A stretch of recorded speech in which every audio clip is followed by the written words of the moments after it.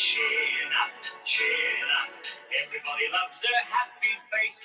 Wear it, share it. It'll brighten up the darkest place. Twinkle, sparkle, let a little sunshine in. You'll be on the right side, looking at the bright side. Up with your chinny chin chin. Chin up, chin up. Put a little laughter in your eyes. Brave it, save it. Even though you're feeling otherwise. Rise up, wise up. Let a little smile begin. You'll be happy-hearted once you get it started. Up with your chinny chin chin. Now come on everybody, chins up. I said chins there. Yes, yes, I see you've got a problem. Yes, I know, love, yes. Double trouble, yes. Oh, I'm not being sarcastic. How can I be sarcastic with the chin I've got? Look at it. 2.5 weight to skin a bone. I'm not the president of the Pelican Cup for nothing, you know.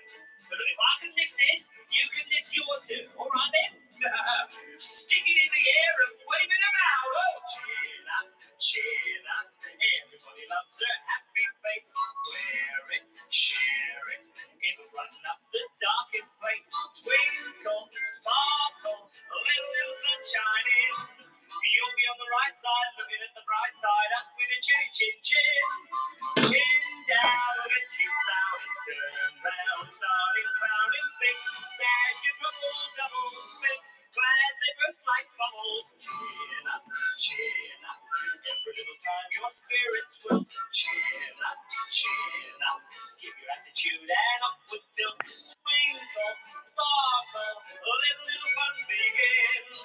You'll be on the right side, looking at the bright side. Up with your chinny chin chin. You'll be on the right side, looking at the bright side. Up with your chinny chin up. Well, hello. Good evening, everybody. We didn't decide who was going to do the hello, so I thought I'd just jump in and do it. Crack on, crack on. Welcome, everybody, to Monday Night Live with me, Emma, and the Emma Lumps, and Mr. Boaty, the handsome heifer lump. I hope you've all had a good day, a good weekend, and it's lovely to be back on your screen. Are you waving to send for somebody to send help there? No, just crack on, crack on. Hang on, I haven't got you up on my screen yet, so I better do that, I guess. I have to admit, I'm not very with it tonight. I had a week of insomnia, followed by an extortionate amount of sleep since the live stream ended last night. And it's left me with a bit of anxiety. So, yeah, I'm not 100% with it, so bear with. Come on, what's that? Oh, you've got some of them. I've got some somewhere. Where have I put mine? This live stream is brought to you by Scampi Fries, the world's favourite lemon and scampi flavoured cereal snack. Get some today. I've got a cucumber. Does that count? For what? Where? Well, for a snack. Hang on. Let's see what else I've got. Aha! You're not the only one. I've got some too. Has anybody else got a bag of Scampi Fries on the go? That's what I'd like to know. You could ask them. Hi, everybody. Does anybody else have a bag of Scampi Fries on the go? Also, I would like to say there is no wine o'clock news tonight. Wine o'clock news simply because I couldn't be asked to write it. But there will definitely be wine o'clock. Boaty will be pleased to know, because we were not going to cancel wine o'clock just because there's no news to accompany it. Yes, and I'm not very organised tonight. The phone number's pinned somewhere if anyone wants to ring in, and particularly if they want to ring in and insult us, because we seem to enjoy that. And come on, Boaty, what else is there to say? Take over your show. Well, it's going to be an absolutely fantastic night. I've been looking forward to this all day. The rehearsals have been ceaseless and tireless. The level of excitement has been through the roof. And I am proud to announce that tonight is going to be an election-free zone. Or possibly not. It might be. It might not be. But we've got some fascinating topics. We've got people calling in already. Oh, I'm getting the hang of this now. Good evening, caller.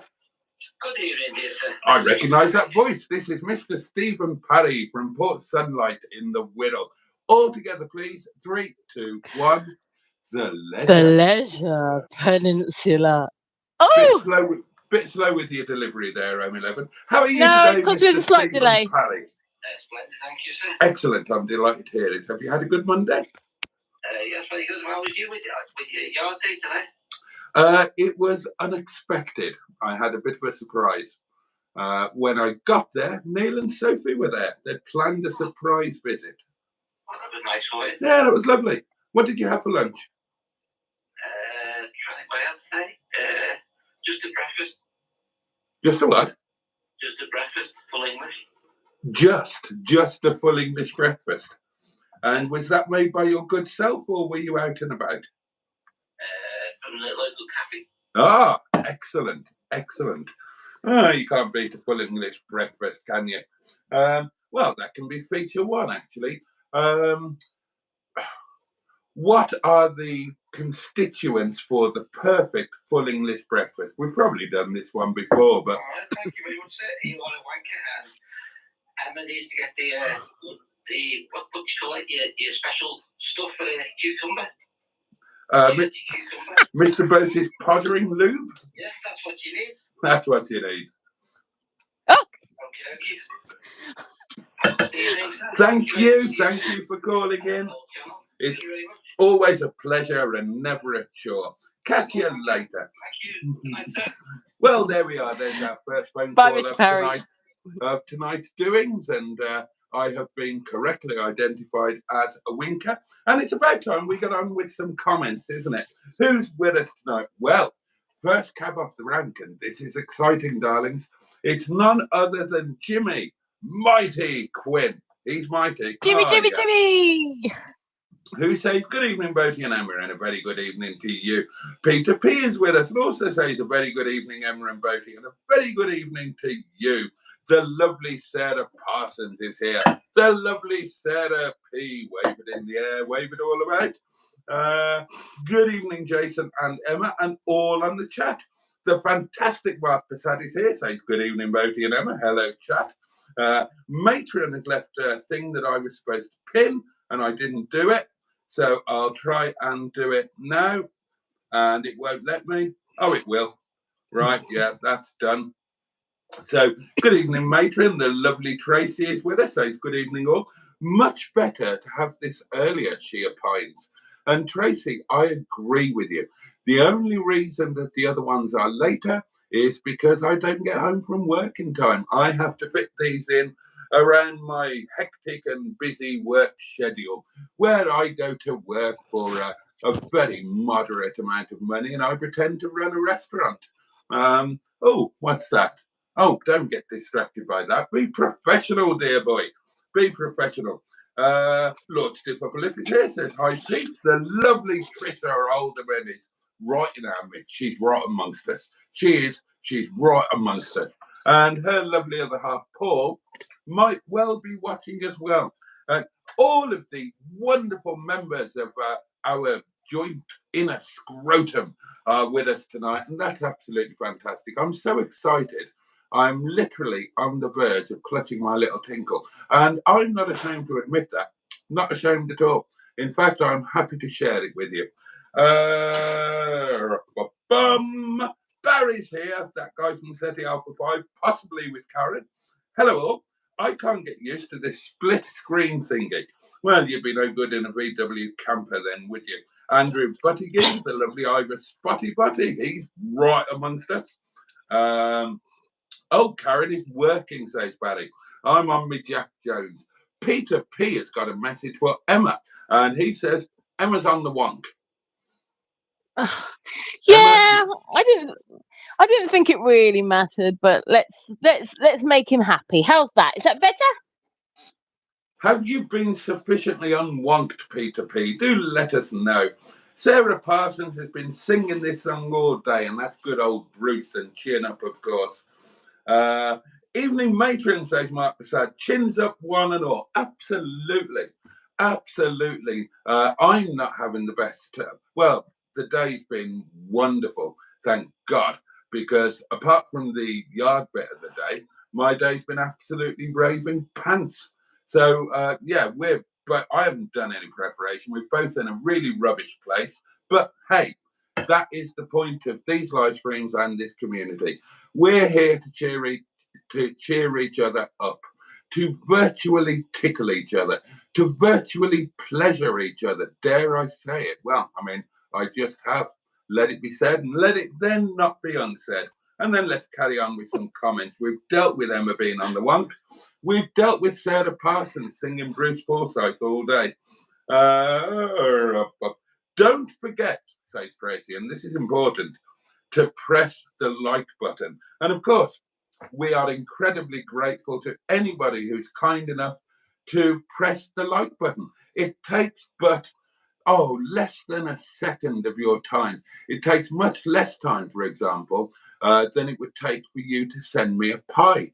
But if you wanted to send me a pie, and if you were willing to take that time, and you had a pie that you wanted to be shared with a community, then I would be happy to organise a live at lunchtime pie eating event where we could all join in together with our favourite pies or something like that. We did discuss that.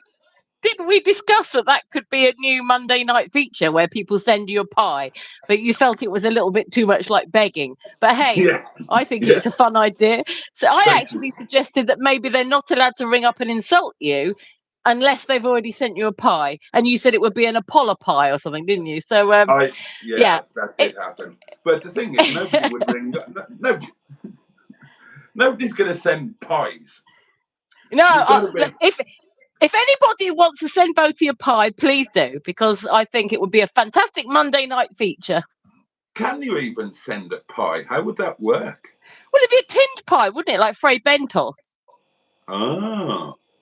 And you just pop it in a box and post it through the mail. Why not? It'd cost a bloody fortune. They're heavy. Yeah, but if anybody is that way inclined that they fancy sending you a pie, or maybe they could order it order one direct, perhaps. Just a thought. Yeah, well, there we are. Where was I? Oh, yeah. Barry's also urging you all to give the like button the Bruce Lee treatment. Bad Books is with us and says good evening all. Gosh, splendid, marvellous, scampy flavoured cucumber. Tracy loved the Slanted No video, and I assume that's yours. So over to you, M11.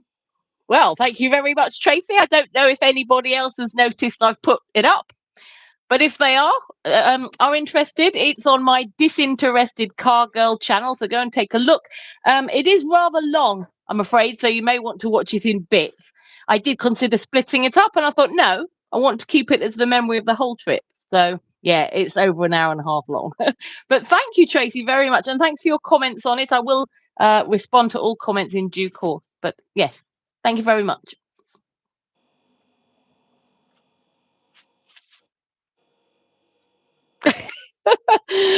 Would you like me to continue with the comments? Have we got technical difficulties, or are you just sitting there silently?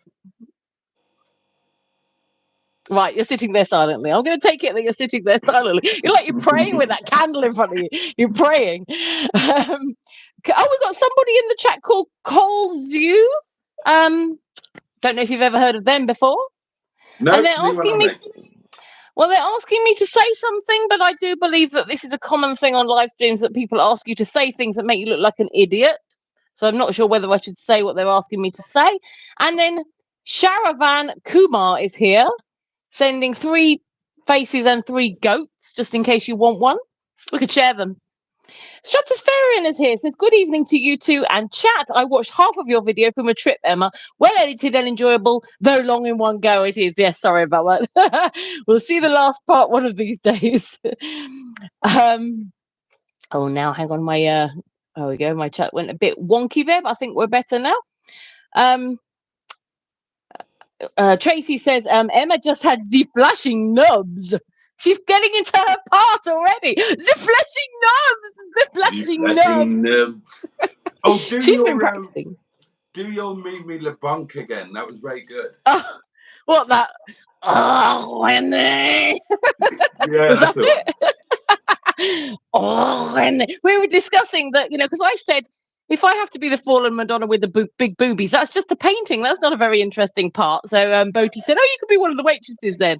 And I think that I probably would fit most into Mimi LeBlanc because she's short and I think I'd yeah. fit into Mimi LeBlanc as well.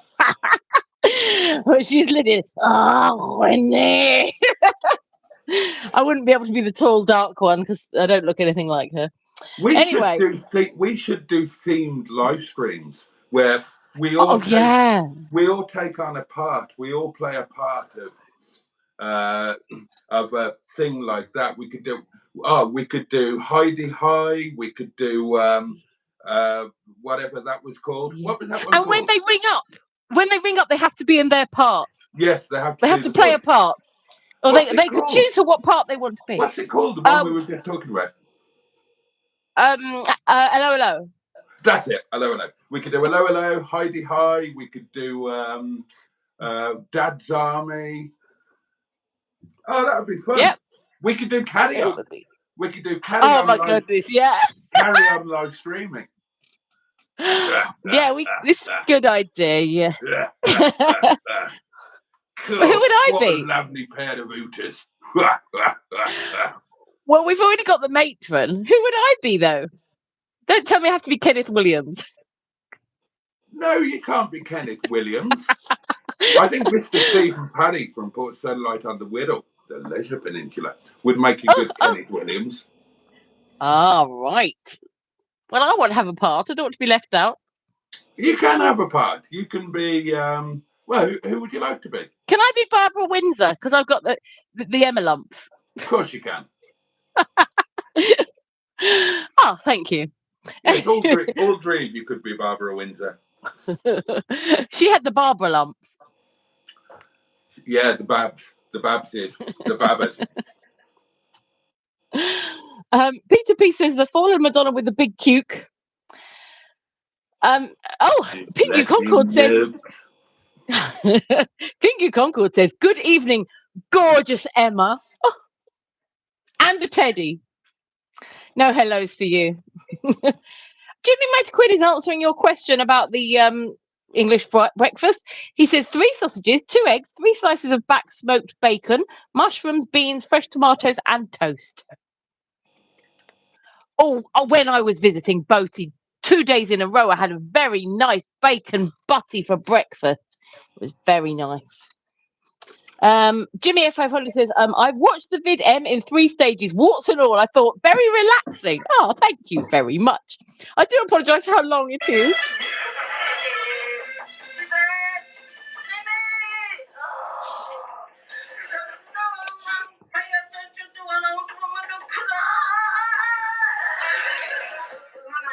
I have for you a visitor, a gentleman.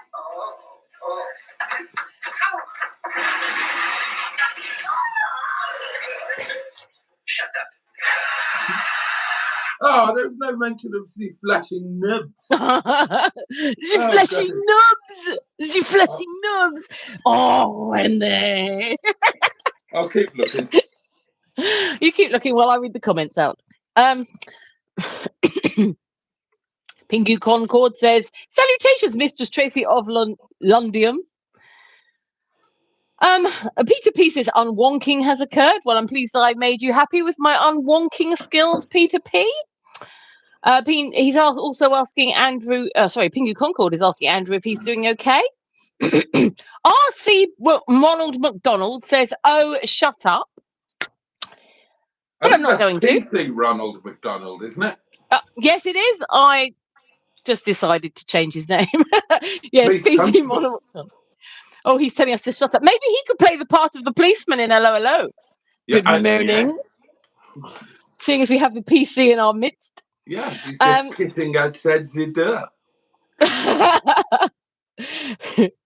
So basically, he would be saying, instead of oh, shut up, he'd be saying, oh, shit up, wouldn't he? Or shut up. Yeah. Matron says, seriously, guys, this man is bereft of pie. Let's all send pie. I would love to see how they arrive. Peter P says, send something for Boaty's pie hole. And Hooked on Classics, Simone says, I'm here, but knackered. Join the club, Simone. You're in the right place. Andrew Buttergig responds, not bad considering, Pingu. Ran out of meds on the weekend and my scripts are now out of date. Oh dear, I hope you can get some soon, Andrew. Pingu says, pie him up good. Excuse me while I burp. Jimmy F500 says, no scampi for me today. Sorry, I'm having... Was that bacon fries? Yeah. Did you just have scampi a minute ago? Yeah, but I've only got one scampi left and I've got 2 bacon. I haven't got any bacon. I actually prefer the bacon. We did decide that it could be scampi or bacon, didn't we? We're being a little bit lenient, seeing there's lots of people who don't like the scampi. Yeah. I thought you'd have taken them with you. You didn't offer for me to take them with. I tell you what I did bring with me, though. What's that? I've got a nice new toast rack. Oh, well done. Oh, I'm actually using... Look, everybody. Sorry? Look, everyone. You can see Emma's rack. I'm actually keeping it on my desk because I'm going to use it as a letter rack. Is that wrong? No, why not? Jimmy here, F500 doesn't have any scampi.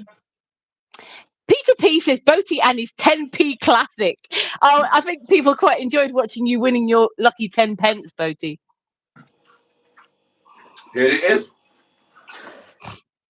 He really did win it, guys. Look, it wasn't all in vain, all that hard work. What I'm planning to do, I want to buy one of those adhesive magnets, and I'm going to put the magnet on it, and I'm going to put this on my magnetic memory wall with my fridge magnets. Oh, so you can remember winning it forever and ever. Yeah, because I didn't. And if anybody, I didn't buy a fridge magnet from the Great Orme, did I?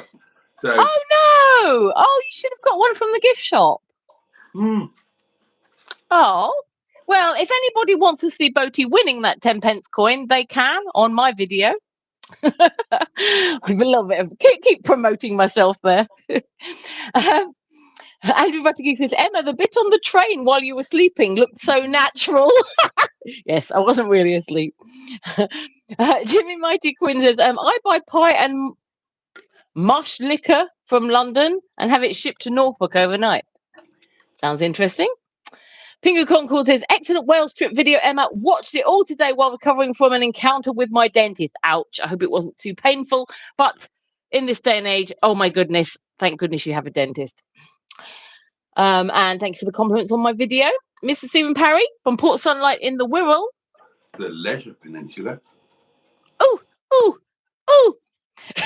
Says, I'd like to thank you both for doing this Monday Night Live for a bit different last week as you pair were travelling back from Llandudno. How is Mrs. Greenwood, the captain, Jason, enjoying the yard day? Yeah, you said you enjoyed the yard day, didn't you? I did. And yeah, I'm all right. If you were asking about me, a bit off, a bit meh, but otherwise all right.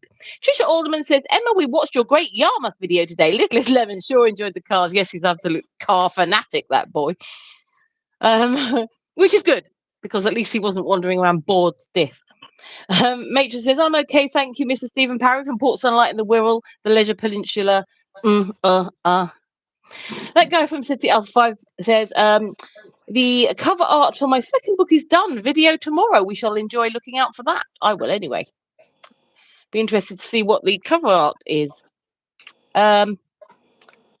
Tracy saying hello to Name Me One, saying long time, hope you are well. Barry says good morning. And Simone says hody ho. And Barry says, I was just pissing by. I can't do the accent very well. And Mr. Stephen Parry from Port Sunlight in the Wirral again. The Leisure Peninsula. Says, thank you for today's video, Emma, about Llandudno. What a lovely day, you pair. Thank you for bringing along your journey. The video was splendid. Thanks. Matron says, Boaty would have to be Frankie Howard. That noise falling out of the caravan. I would love to be Frankie Howard. I'll take that. Andrew Buttergeek says, oh, Babs Baps. Jimmy White Quinn says, Tracy would be Hattie Jakes. And she says, indeed, Jimmy Quinn, she was a very lusty lady. She was. Simone says, try a scampi and a bacon at the same time. Well, I've got the scampi open. I haven't even got mine open, to be honest. Boaty's got the bacon open, so we don't have any scampi and bacon in one place. Matron has congratulated me on a splendid rack. And also, Simone says, nice rack, Emma. Andrew Buttigieg says, that's a lovely rack, Emma. Peter B says, Emma's toasty rack. Pinker Concord says, could you display your scampi fries in your toast rack of boatiness? I could give it a go, I guess. Let's have a look. I don't want it to fall on the floor if I put it here. I don't want to smash it. There we go. Let's have a look. There's my little toast rack of boatiness, as it's been named. And there are my scampi fries, nicely displayed. Oh yeah, couldn't I? I could put them all on display in this. I've got my own little rack of scampi fries ready for Monday night. Could do that. And Tracy's liking the toast rack of boatiness. Andrew Buttigieg said Sean likes a fridge magnet or 30. And Andrew Buttigieg also says, haven't watched much YouTube lately. How is Meals on Wheels application going, Boaty? I got a reply tonight at about 6 o'clock saying you haven't even made it to the interview process. Bugger off. Do you know what, though? Plenty more jobs in the sea. Like, seriously. That's just one. It's their loss. Could you open you couldn't open something yourself like that, could you? Set up your own business. I suppose I could try. Well, I mean, it's sometimes it becomes quite fun to. Could you make YouTube videos out of it? Couldn't you? Setting up your own business and seeing how it goes. I could give it a go. You'd have all the old people on the Momo.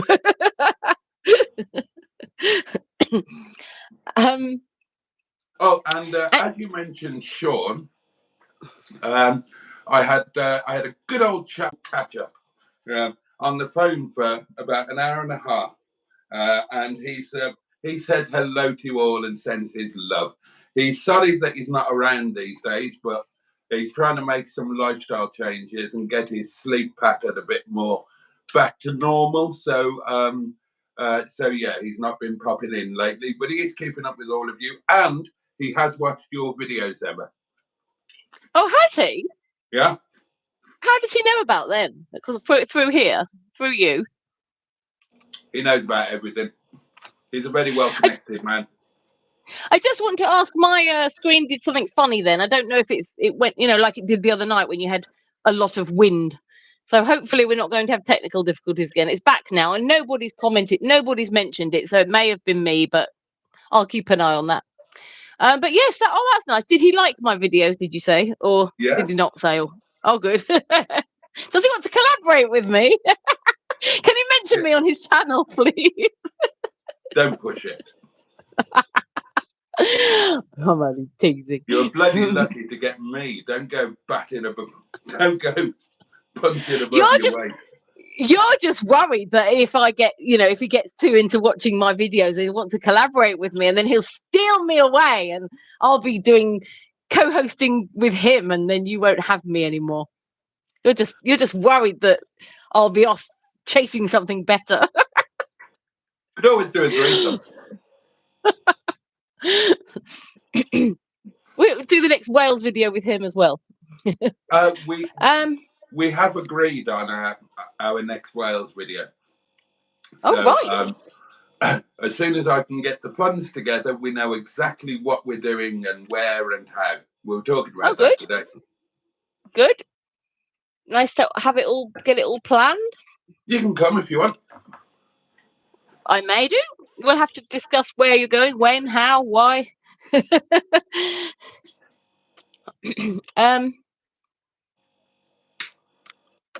Right. Andrew Buttigieg says Boat is the love child of Frankie Howard and Bernard Brettlaw. That's why I'm so attractive. Fingu Concord says Emma has little lemon recovered from tonsillitis. Yeah, ages ago. He's much better now, thanks. I wouldn't have gone away, on a trip if he was unwell. So he's much better. Thank you very much. And Barry says Feckham regarding the meals application, and Andrew Buttigieg says sorry. Sarah Parsons has helpfully said that she sent you a couple more jobs, which is lovely of her. There's going to be loads of stuff out there. And GBF500 says, oh dear, oh well, meals on. Jimmy, he also says, sleep, what's that? Neil is here, the Gibbon hater, also known as a very nice man, and he says, hello, one and all. Sorry I'm late. We're currently in Wales after surprising Boaty at the yard today. Andy Pandy now has a new CV joint and awaiting MOT. So have been a very good day, and we are in Wales now. I wish I was in Wales now. Look at that. Didn't even get to the interview stage. Do you know what? They probably had loads of applications. Don't get disheartened by it. Oh, really. I know that I'm unemployable. I never even get to the interview stage. The only interview I got to was McDonald's, and they at least interviewed me before they rejected me, which I was very grateful for. I don't think you're unemployable. I think this is how it is. There's not many jobs. They have loads of applications. It happens all the time. I've been in a position where I thought I was very employable and I got rejected from loads of jobs. It's just the way it is. Just keep going. You'll get something. You really will. I insist. I won't let you not get something. Andrew Buttigieg says, I did notice a slight flicker of the screen, Emma. Yeah, hopefully it won't cause any problems. But Matron didn't notice any issue. Oh!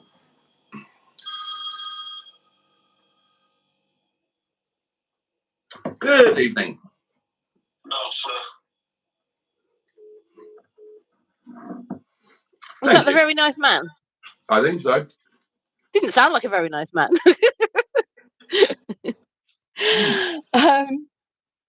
And Neil says, now I'm going to have to pronounce this, aren't I?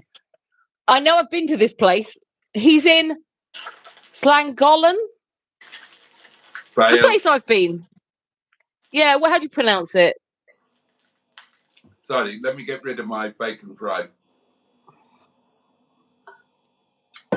Otherwise, I'll spit it all over you. It's called Llangollen. Llangollen. Yes, I've been there. Oh, well done. That was perfect. Yes, I can say it now. He's in the Weatherspoons there. Rob Hedgehog is here, says, good evening, Emma, Boaty, and everyone. Good evening, Rob Hedgehog, who Boaty informed me is also a very, very nice man, actually. He's a lovely man.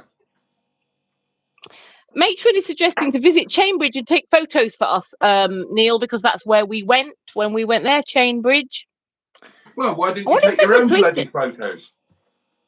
Well, we were little kids, but I wonder if they've replaced the chains at all, or if they're still the chains from all those years ago.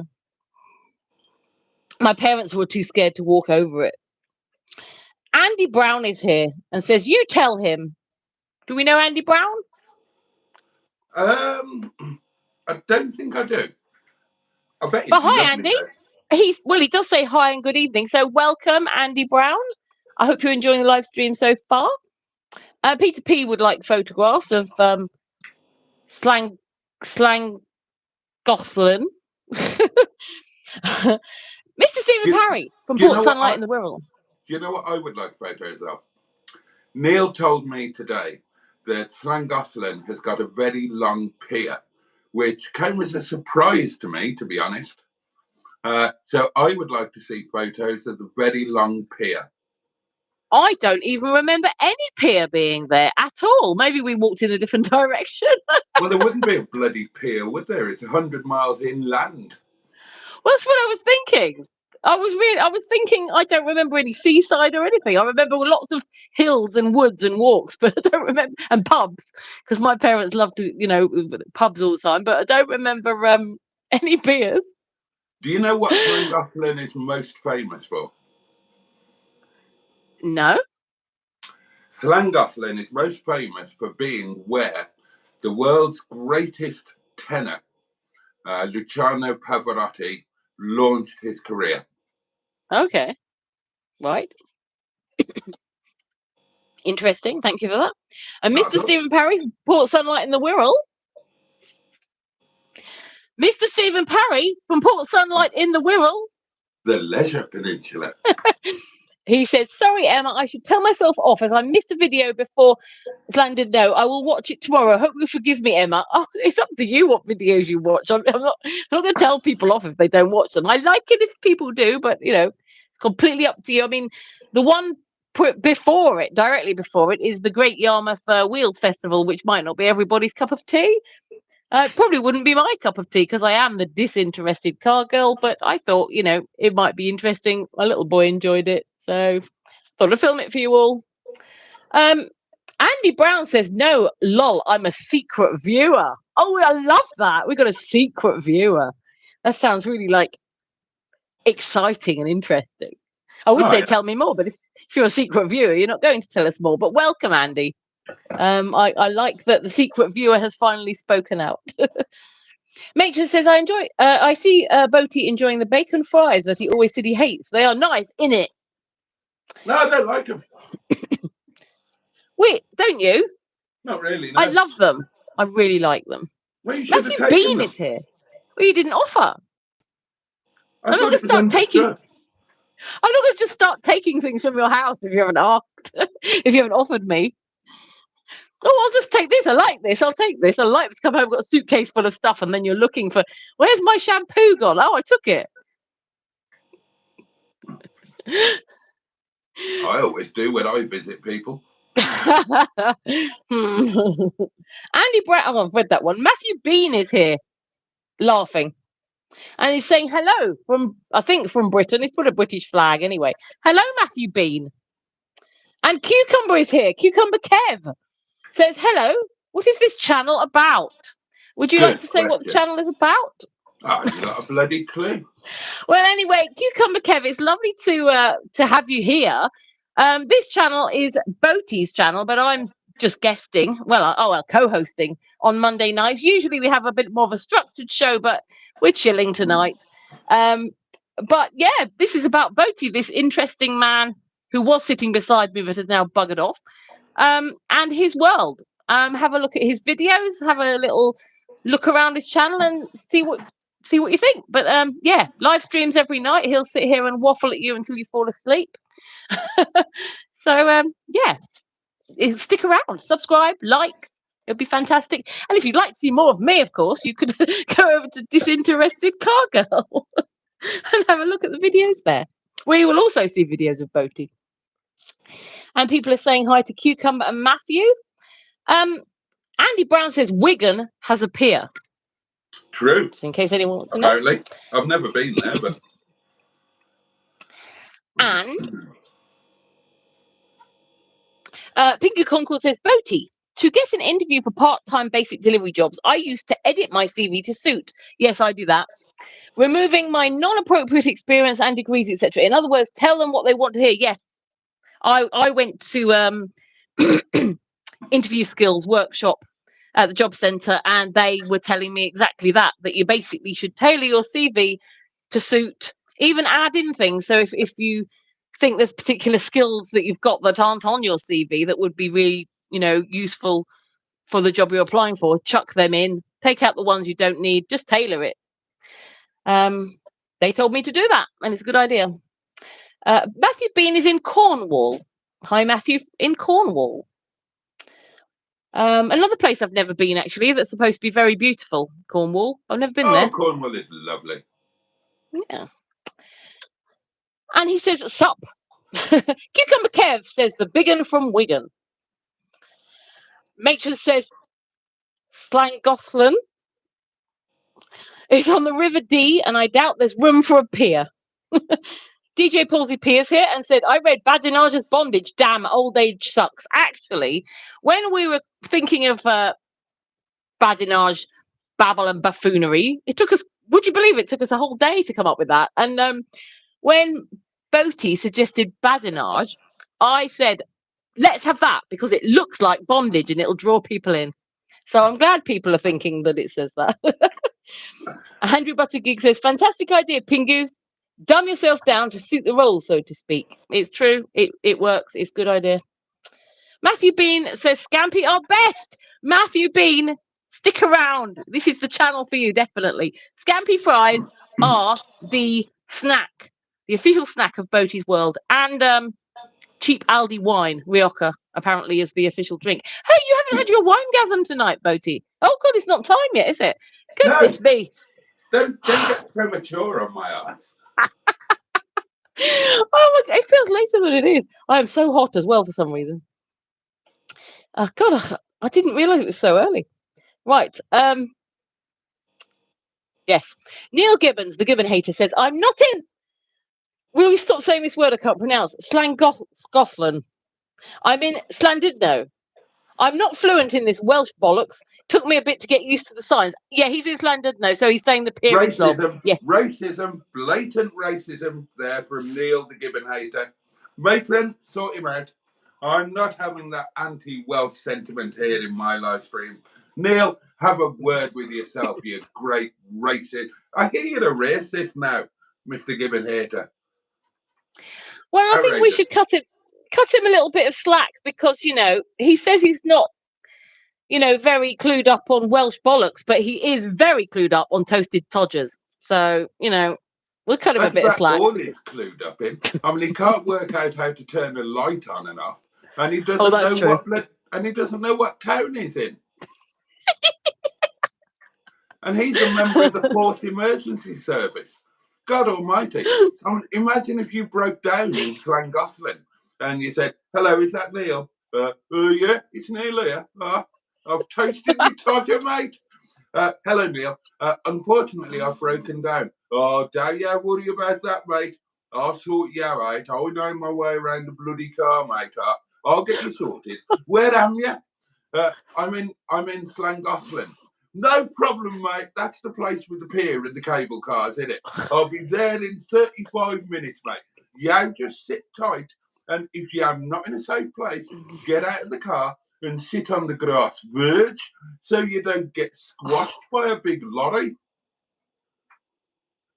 And look out for gibbons. Oh yeah, always look out. If you see any gibbons, punch them. Yeah, and tell them this is from Neil.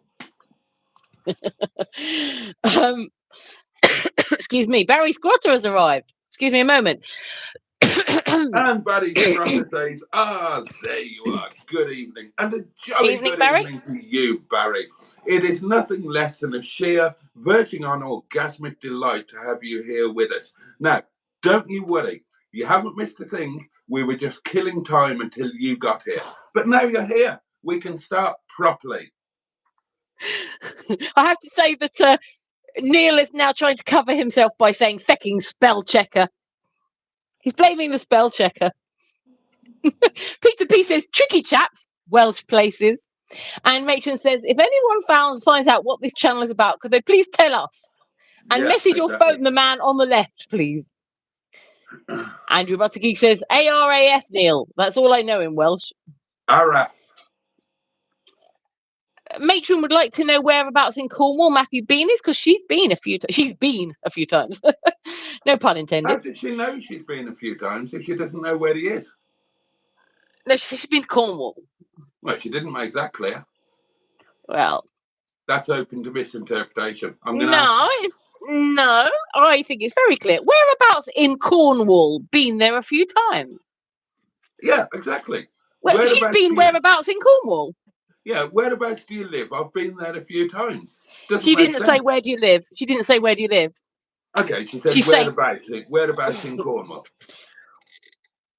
Anyway, but Andrew Geek says 42 Trace. What does that mean?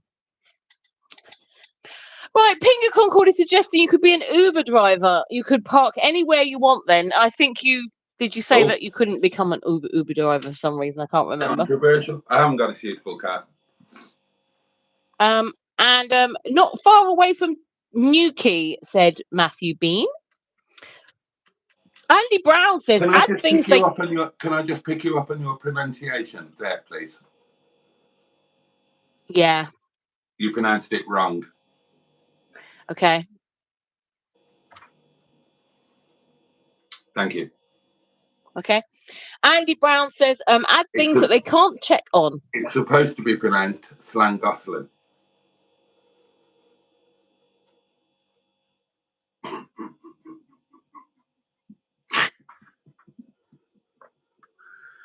Oh dear.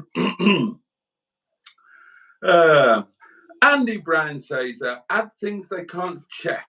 I think we're talking about CVs here. Not that a lot do check. Sometimes they think you're too experienced for the job. Diddly-doo,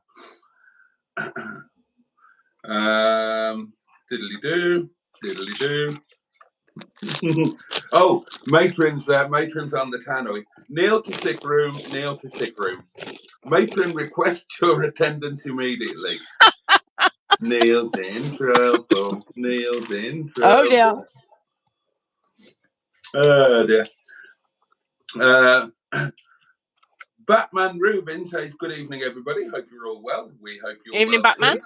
Mr. Stephen Paddy from Port Sunlight in the Wirral, which, as you all know, is indeed the Leisure Peninsula. Says, most people lie on a CV. Well, if you lay on it, that's no good. I'm not going to lie on a CV. God would judge me, and God sees everything. If you lay on your CV, it'll get all creased up. I didn't think there was any water left in that, and now it's gone all over me. Oh dear. Andrew Buttergeek says, oh, Neil is into some treatment, matron. Yeah. Barry Squatter says, that's very reassuring, Mr. Boaty. Jimmy 500 says, just prove CVs are a waste of time. It's all a game. It really is. It really is. Peter P says, Boaty's going to spank matron? I don't believe he was. I think the matron's after Neil. Barry Squatter said, yep, don't worry, chaps. I'm here now, as you were. We did miss you, Barry. We were lamenting your absence. Ian Madgun Mangum is here. Says, I'm caught in a UFO tractor beam. We've and all Mr. been Stephen there. Parry. We've all been Mr. there. Mr. Stephen Parry from Port Sunlight in the Wirral. The Leisure Peninsula, darling. Says, how is our John doing? Last time I heard he was having an operation or something. Do we know how John Stoodley's doing? I'm not absolutely sure. He might be he might be on his hollybobs. Yeah, I remember a couple of weeks ago he said something about he's going to be off on holiday for a couple of weeks, and that was a couple of weeks ago. So he may well be there now. Well, we'll let you know when we know. And can I just point out, I love this comment.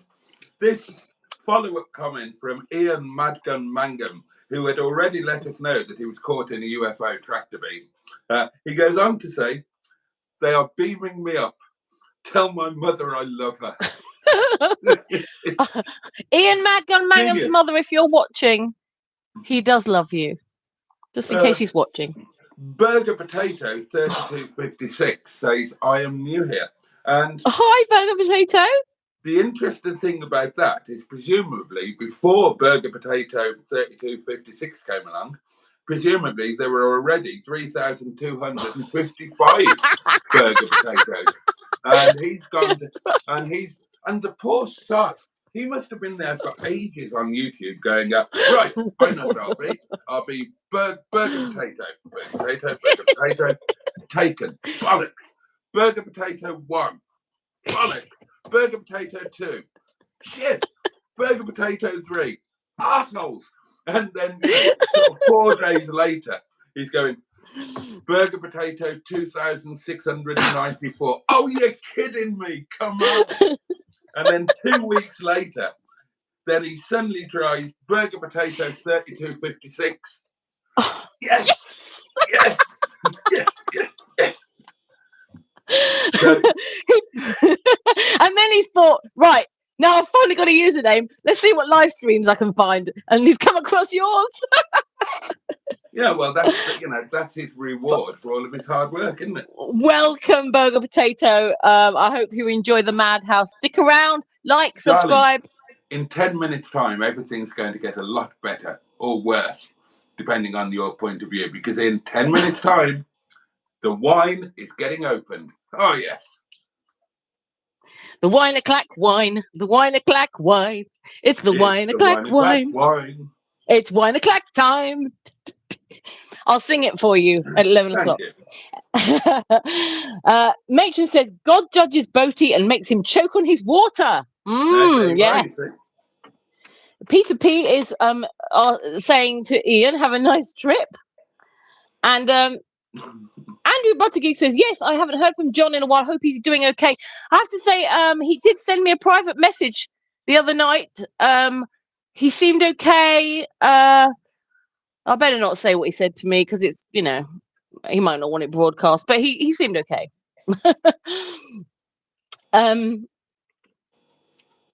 And Pingu Concord said, if you want Boaty, you can put on your CV that you worked for my transport company. I'll give you a good reference. Oh, that's nice of him. It is very nice. Although God may still judge you. Well, that is the problem, isn't it? World of True Crime is here. He says, evening all. Hello. Hello, Hope Carl. you're well. And Matron said, I know John Stoodley's phone was on 6% battery charge. That's the last we heard. No, I heard something after that regarding his bowels, but I won't share that around. Andrew Buttergeek says, hi, Burger. Are ringing for me and my girl. You can ring my bells, ring my bells. What's brown and sounds like a bell?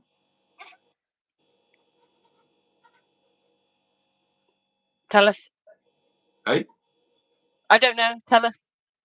Dung. Oh, very good. Thank you. Andrew Buttergeek would like to know if Burger is in any relation to Mr. Cheeseburger. Good point. Bad Book says, wasn't John going to Skeg and would struggle with signal or something? Yeah, I think that's what's happened, yes. Pingu Concord says, tractor driver. Tractor! Oh, dear. And Matron is laughing at Burger Potato's number because she found that hilarious. Oh, that must be in the way. Jamie is here and says, this guy looks like Nigel Farage. I am Nigel Farage. This is what I do when I'm not trying to become an MP. You're better looking than Nigel Farage. And more racist. And you've got better hair. Oh, definitely. John Harding, 1979, is here and says, hi, both. Hi, John. Hope you're okay. Hi, John.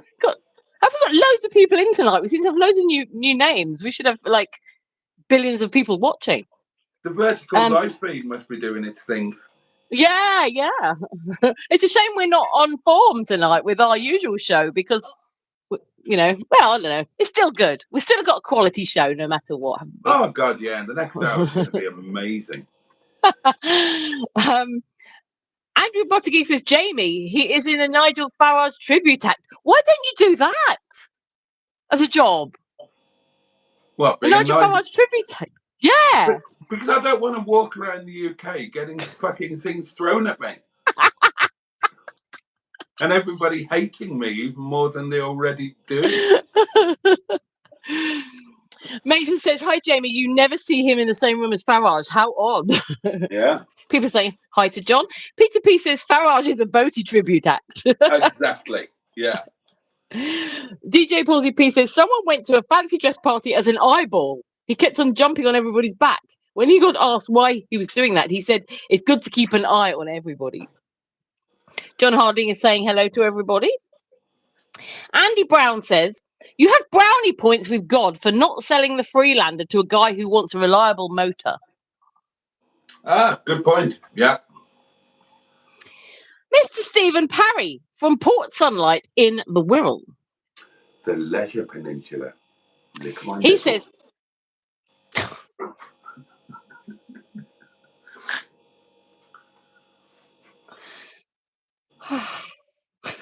he says, why not become a real vicar? Lick it. I want to see that lipstick all around it. Sorry, I'll finish now. No wonder I'm feeling hot tonight. He says, why not become a real vicar? I think you, How dare Paul. you? How dare you? I am well, I'm not a vicar. But I am a real minister of the church. I'm not joking about it. I've got certificates and I'm on the register and everything. He's on the register. Yeah, not that register. He says, I think you and Paul should do a car auction from the yard. Did you get covered in water or pissed last week on the drive? We got something thrown over us. Yes, we did. And it's on my video. But we don't know what it was. But we're suspecting it was just water. But yeah, we were just happily driving along and suddenly splat. There was water thrown over us.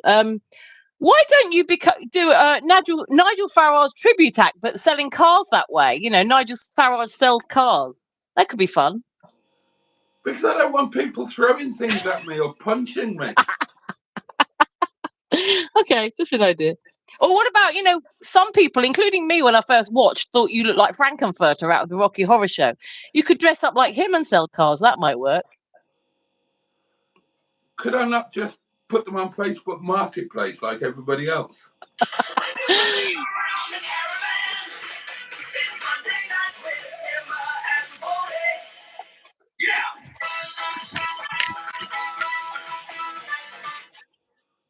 Yay! The party's starting. In 3 minutes, it's wine o'clock as well. It feels like Monday night now. I'm looking does forward feel to like wine Monday o'clock. night. So, yes, Matron says, Vertical Light is indeed doing its thing. Peter P says, stick in a jingle or two, which we just did. Andrew Buttergeek says, got me doing tractor now, watching the vids. And plus, I drive past a major supplier of very large tractors on the way to work. Bad Book says, 35 in chat and only 23 likes, so hit the like button.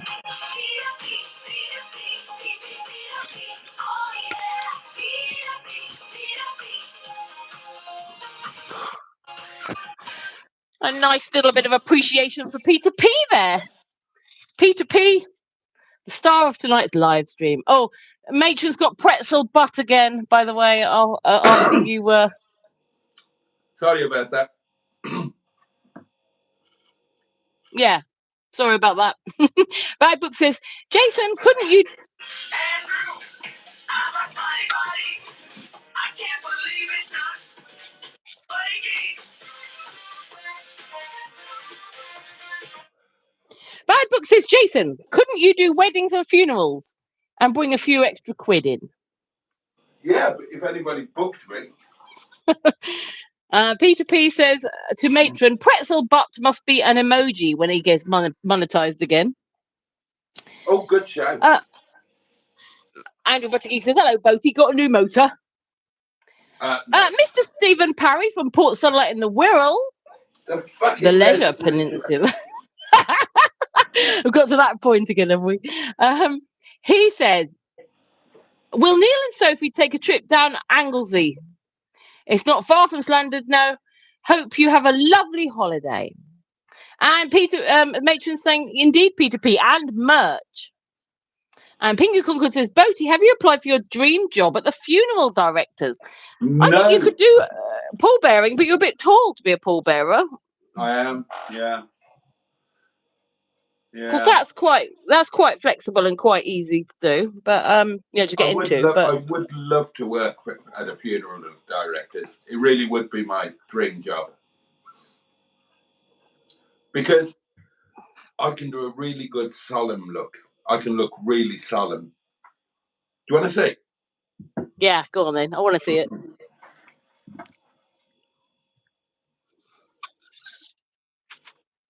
Hang on, it's not coming onto my big screen yet. I'll have to lean over to have a look at this solemn look. Oh, very solemn, yeah. I think you could do it. Yeah. It's just your height. Because can you imagine you trying to carry a coffin and everyone else trying to keep up? I could be the guy that walks in front twirling the stick. I think that the person who runs the funeral directors has to do that. I've known somebody who's been a pallbearer, and it would be excellent for you to be able to do it, but it really is your height. I would worry. I would think that wouldn't work. But there may be some jobs there where you don't have to actually carry the coffin. You could do other things. Yeah. Maybe I could be like a pallbearer for somebody who hasn't died, and they can just walk alongside me. Yeah. Adrian is saying something in a different language that I don't understand. So I'm not going to try and pronounce it either. Do you know what that says? Not a clue. Sorry, Adrian, we don't know, but hello, welcome. And I might Google translate it in a minute. Bad Book says, Boaty, there is there still, are they? He didn't say that. He would like to know if you're still getting dislikes on all your videos.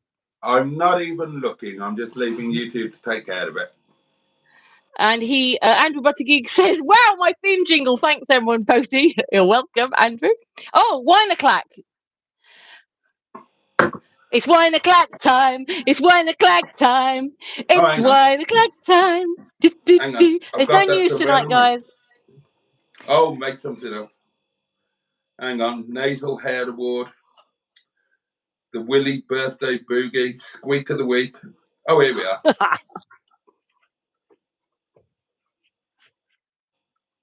The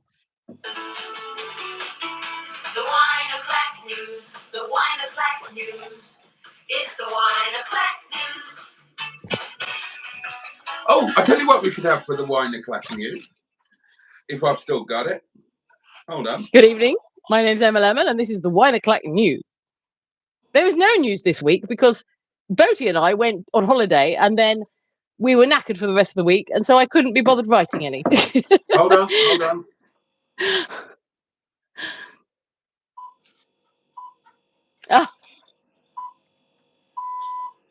BBC ニュース89アクロックアリフォーム有権キャンディデートトゥイーティドデローガトリーコメントアバウトザ IQ オブイスミックミノリティーズ IT ハッピーマージドエドワード・オーケンフルリフォーム UK ズキャンディデートフォーダービーシャーデイルズレッドオフェンシブポストン X ラストイヤーリフェリングトゥザイ I'll skip to the end. was being used by others to carry out a political hit job. The investor who lives in Denby, near Belfast, Derbyshire. On the website, he said he had been despairing at how our country has been for decades and for the love of my community and country, decided that I needed to make a stand. He tweeted the comment about sub-Saharan Africans guilting the UK's IQ in July last year. Then in November, he tweeted, Nothing good will come from importing yet more Muslims, and the following month, said the BBC chairman's initiative was another reason to cancel the license fee at a fucking hoof-wanking Babble country. BBC News, I am not wearing any knickers. There you go. That's your 1 o'clock news. Oh, dear. Well, I hope you all enjoyed that. I did. Andrew Buttigieg suggests you could be a hearse driver. Yeah, I could do that. Peter P says, why in a clackety clack? Pingu Kongu says, could you not be the tall guy walking in front of the hearse like Rodney? Well, like you just said that, didn't you? I did. Bad Book says that. Bad Book says that's not solemn. Looks like something stuck up your backside. And Mr. Stephen Parry from Port Sunlight in the Wirral. The Leisure Peninsula. He says, why don't you want to do your cars drive people around on the wedding day? Hey? He wants to know, why would you not, use your cars to drive people around on wedding days? Because who the hell would want to be driven to their wedding in one of my old heaps of shit?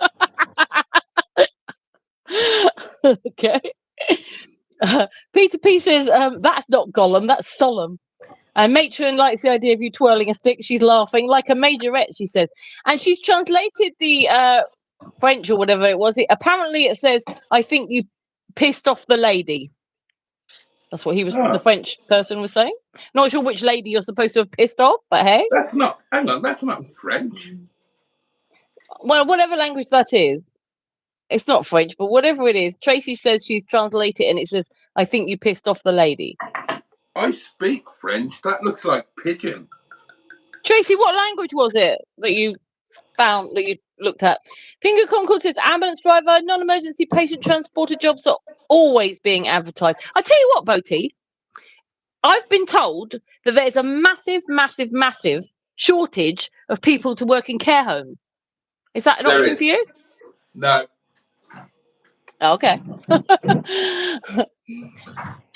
Matron said, the same reason that I couldn't do the emergency patient transport. Bear in okay. mind that all of those jobs now are outsourced.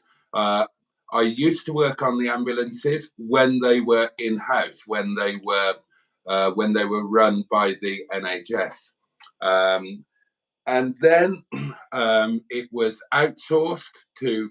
So, for example, I worked for the High Peak and Dales Ambulance Trust. That became outsourced to EMAS, East Midlands Ambulance Services, and the standards went so shockingly downhill that we all left. We couldn't cope emotionally with what the patients suddenly had to endure and the level of service that we were giving in comparison to what we used to when it was done in-house. And the same goes with care work. It's something I'm incredibly passionate about. My mother ran a care home. I'm actually qualified to run a care home. Never mind working one. But again, I can't emotionally deal with the standards. And if any of you have been involved in any way, then you'll know exactly what I'm talking about. Okay, fair enough. Cheers, darling. I just keep on being told that there's loads of work, because that was what I was told when I was looking for work. There is loads of work, because it's incredibly hard work. It's really badly paid, and you've got to have no soul in order to sleep. I get it. Yeah, I get it. You want a job, but you don't want to be feeling stressed out about that sort of thing. Matron has made me laugh because she says Boaty's laughing at jokes we don't understand here when you were playing your 1 o'clock news.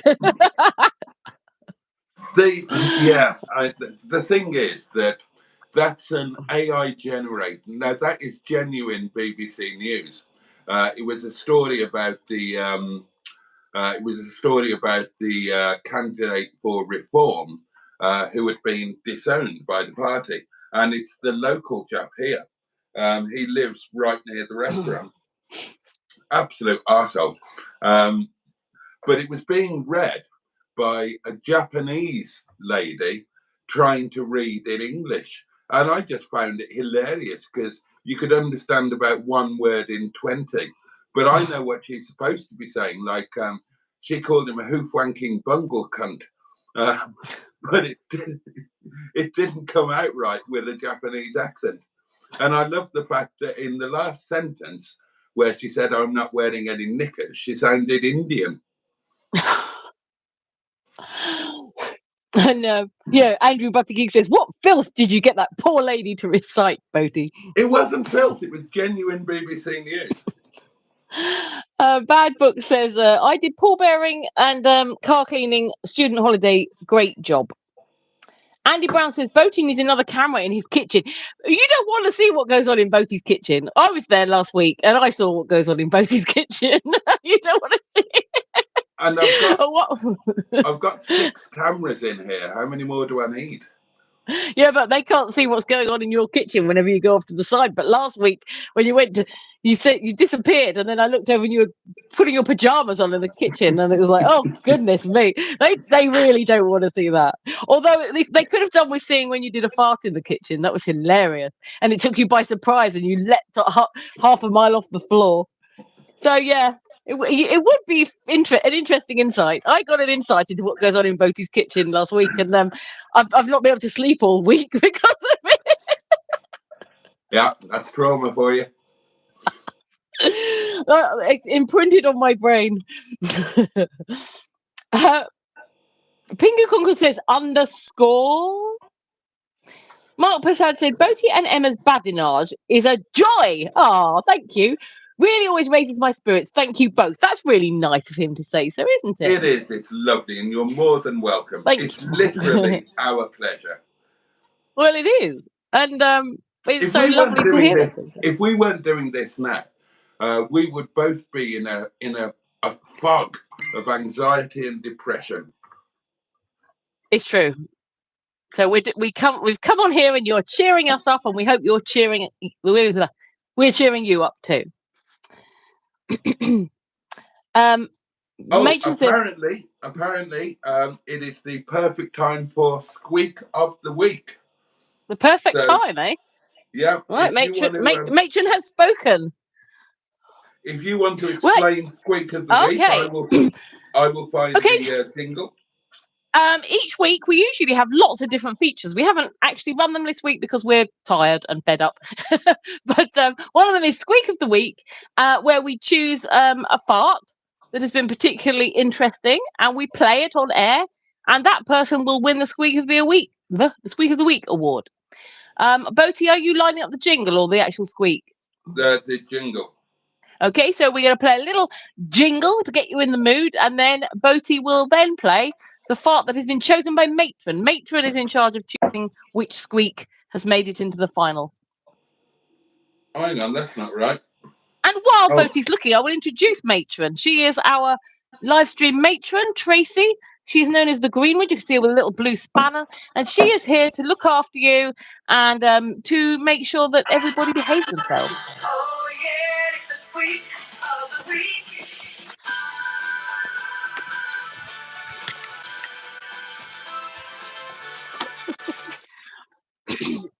And Matron should have sent you the squeak, has she? Oh, yeah, it's a squeak of the week.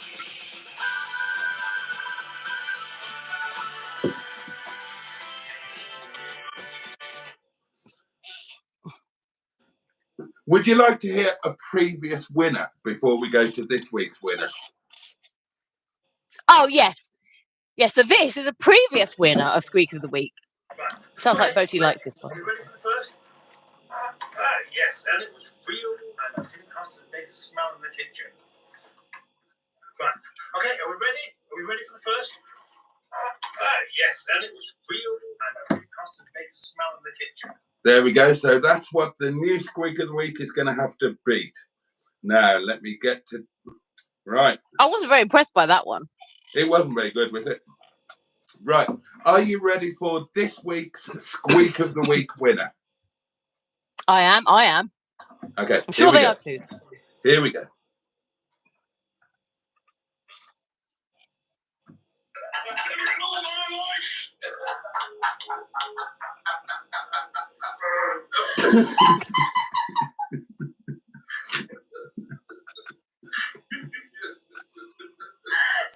It wasn't just the fart, it was the look on your face. Like it was absolutely shocked.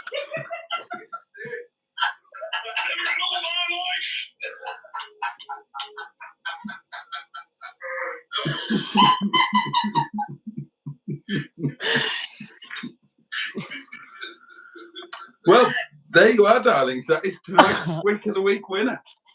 I have to say, I think that a close runner-up would be, and it's on my video that I uploaded today, us on the pier when you're walking along and talking.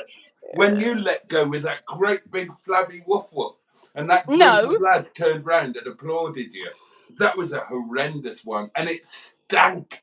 Oh, he my lies. God. He lies, everybody. He lies. You've never heard anything like it. The seagulls flew away. They were terrified. Boaty, you didn't hear a single bottom burp from me the whole time I was there. I might have spent over half an hour in the bathroom every morning, but you didn't get to hear anything. So don't lie. But when we were walking along the pier and Boaty was talking about that there's a lighthouse that you can go and stay in, and he was saying that the two fat ladies had stayed in it. And in the middle of talking about that, he just says 1, 2, 3 and lets one rip on the pier. I have to say though, guys, right? Boaty's farts don't smell at all. It's true. not. I mean, during the live streams, you were letting quite a few rip, and I was like in a enclosed room, but not a single smell coming from the bottom. And when we were out and about when he did them, the breeze didn't blow them in my face. So yeah, well done. Congratulations, Boaty, for having farts that don't smell. Thank you. I just take the precaution of shoving an extra strong mint up my motorway. A polo. You should put a polo. They come out. Well, no, because that would play a tune. Be whistling. But yeah, I'm quite impressed with that. Especially with all the curries that you eat. There must be a lot of garlic and onions and all spices and all sorts. A hell of a lot. A hell of a but lot. No, no smell. I constantly stink of foreign food. And also, you don't seem to do very smelly poo either. Thank you for checking. You're welcome. I thought it was funny that you said that after I'd been to the bathroom, your bathroom had never smelt so good, because I'm so paranoid about it being stinky that I like clean the entire toilet and I'm spraying everything with my own spray that I bring with me. That's fantastic. I thoroughly recommend that you allow Emma to spend an hour or two in your bathroom of a morning. It looks lovely afterwards. Although you do have to pee in the garden. Only the first day. The second day I got in early. I got in before you. I don't think you did even pee in the garden the first day, though, did you? Because I think you said you were about to if I hadn't emerged. I was genuinely about to go and do it. You went flying in there. As soon as I came out, you're like... Sorry about that. I was bursting. But day 2, not a problem. I worked around it. I thought I'll go for the early pee. And it worked. I was awake at that point. What, when I went for the early pee? Yeah, I just had my earphones in, and when I was laying there relaxing. I had my earphones in, and I took them out, and I heard you come out the bathroom, and I thought, oh, he's already up. I didn't manage to get in there, before you, but it was fine because once you finished in there, I could enjoy myself to my heart's content in the bathroom and with no. Well, I'm only in there for about 45 seconds, aren't I? It's difficult though. I don't want to knock and say, "Do you want to do your wee before I go and use the bathroom for 45 minutes?" So. What would you knock on? My door was open. All right, I didn't want to walk in then. And be like, do you mind if I go for a wee? I should apologise for that. I'm not very good at having guests. I forget about stuff like shutting my door and things. Thank God I remember to shut the bathroom door when I had a poo, because I normally don't. No, it's fine. Well, also, by the time you went to bed and you were like, slightly drunk, I think the last thing you were trying to remember was to close the door. So, I should have shut it for you, to be honest. Oh, no, leave it open. Leave it open. No. Somebody was asking what this channel was about.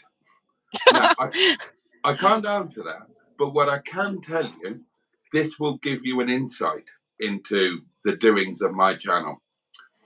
The other day, I put up a video that included me on the lavatory expelling some solids. Nobody turned a hair.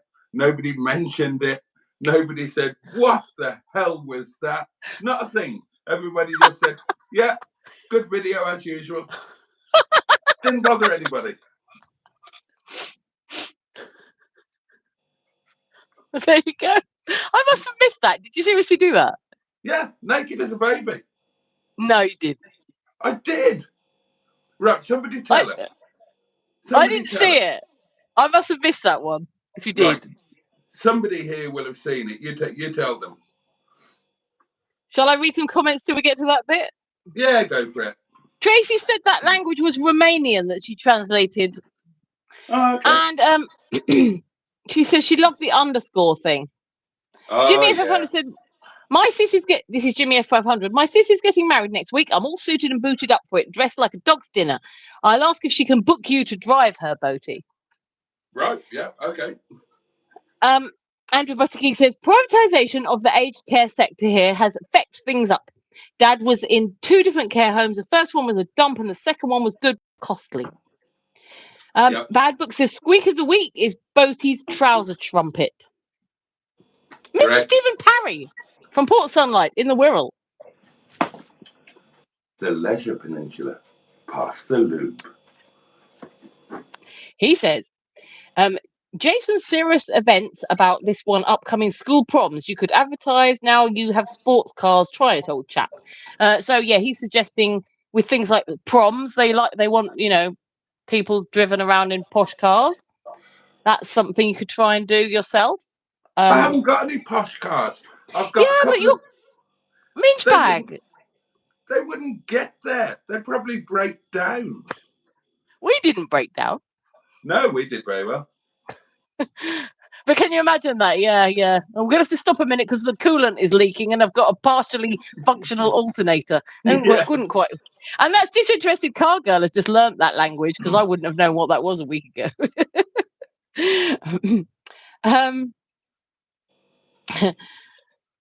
Peter P said the fartled one. And the seagulls dropped. I was totally fartled. Totally. You were. It was so funny. I wish I could have got that on film. Your face was so funny. That looked like something else, a carry-on film. Peter P said the seagulls dropped from the sky here when we were on the pier and you farted. Bad Book says I call bullshit on Boaty's non-smelly farts. I'm not lying. He hasn't paid me to say it. Genuinely, not smell. And having used the bathroom several times after him, where there may have been a faint aroma of something that might have happened prior to me using it, it was a very faint aroma. It was like, I can't believe that this person doesn't produce smell. So, yeah. Well, I've got normally functioning bowels. Yeah, You know? I suppose. Yeah, I've probably got used to mine being a problem. Yeah. I'm like green. I'm like a hydrogen-powered car. All I expel is air and water. Well, and poo, obviously. And wine. And wine. Alcohol-free wine. Matron says Marmite Motorway and Polo would play a tune. She's laughing at that. And Emma's all about the poop. I'm an expert, Tracy. You know it. It's really embarrassing though when you go and visit somebody and like it's sort of when you have my issues, because I do have to spend quite a long time in the morning in the bathroom, and it's sort of, and it can get a bit stinky. So I like to let them know, you know, what's in store just in case. But I hopefully covered it up very well, you know, and you weren't put out by my overactive bowel movements. I've had children. Nothing scares me. Good. Andrew Buttigieg says iron bottom Boaty. Matron is laughing so much that, about allowing Emma to visit your bathroom for an hour or two. Florian Flender says I like your feet. Fleet. And Matron says most of us enjoyed the bath video, Boaty. Oh yeah, I forgot about that. Bad Book said he did. Jimmy F500 said yes, I've seen it. I must have missed that video. It might have been, was it when I was oh no, I was probably busy. I haven't seen it. Sorry if I've missed it. Alan Simpson said evening Boaty, M11 and crew. Hi Alan. Thanks for all your comments, Alan. Alan's like, he writes really full reviews and he's written like you know, really long messages on my video. Is my little chef chum. We're going to do amazing things together. I think he should take up his, you know, offer of meeting up. You know, I know he's in Scotland. That's not that far away. No, it's not, and I'm totally going to do it. Yeah, I think you definitely should. Maybe you could go and have a Land Rover lunch in Scotland. That could be interesting. Yeah, on a little chef early starter plate. That would be amazing. Yep, I think you should do that. Peter P says after both that more than anything else in the world. I want a little chef early starter plate more than anything in the world. I would swap a car for one of those. Okay. Everybody, look out for one for Boaty. Make his dreams come true. Peter P says, after Boaty's bogs, nothing surprises me. Bad Book It's says, your true. toilet. It is worth mentioning that all of my Boaty's Bugs videos are still on the channel, and they are there to be seen. Just search for Boaty's Bugs, and I particularly recommend the one where I review the lavatory in the Project Nigel Yard of Dreams. That is a brilliant video. Check it out. But yeah, Boaty's Bugs. I need to do a new one. And I know what the next one will be. In fact, I might do this tomorrow or Wednesday. I'm going to do the famous historical Eam the Plague Village shithouse. It's got really good reviews on Google, and I might go and give that a try and film it. You should have done one in Llandudno. That could have been interesting. I should have. Yes, I should A Welsh bog. Time We'll was just have short. to go back again. We'll just Yeah. have to go back again. I tell you what I did today. I was looking at the lighthouse because you said that people stay there. Yeah, My God, it looks amazing. It's so like doesn't it? quirky. Yeah. Yeah. I don't know if it's available for like stays at the moment, renting out. But oh my God, I would love to stay there. That looks fab. It's a B&B. It's a guest house. Yeah, Tracy Matron, she loves lighthouses. The Llandudno Tracy lighthouse. Have a look at that later on like YouTube and on the internet. It's done up as a B&B and it is quirky and really.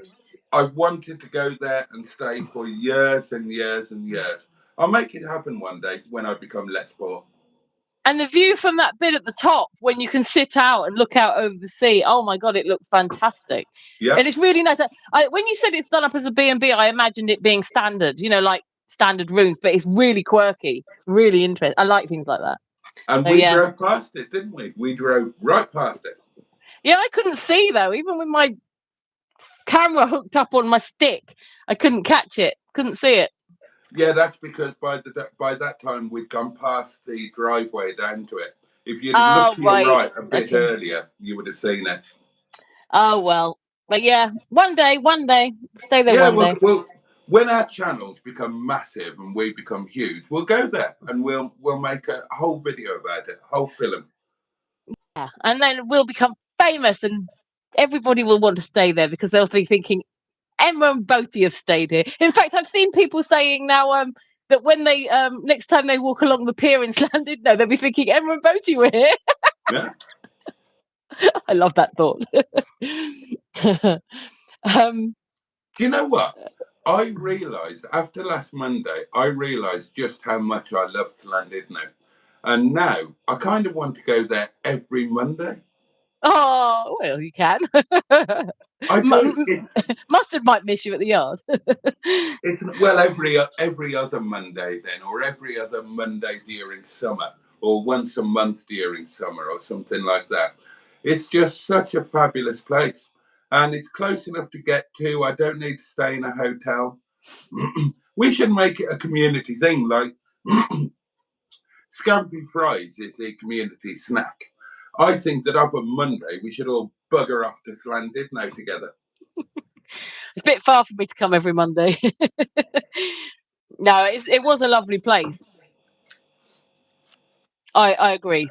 It was lovely, and I think that the weather helped. Like, it was really weird that, like, as we set off, I was going to say in the morning, but it wasn't even the morning, was it? As we set off, it was a bit cloudy, but as we got closer and closer, the clouds cleared, and then suddenly the sun came, and it was amazing weather. I was talking about that in the video today because, I drove to the yard today. It's freezing cold. It's raining. It's foggy, cloudy, and imagine if we'd have just arranged it for 1 week later. Would have been, we'd have made the best of it, but it would have been a disaster. We were so lucky with everything.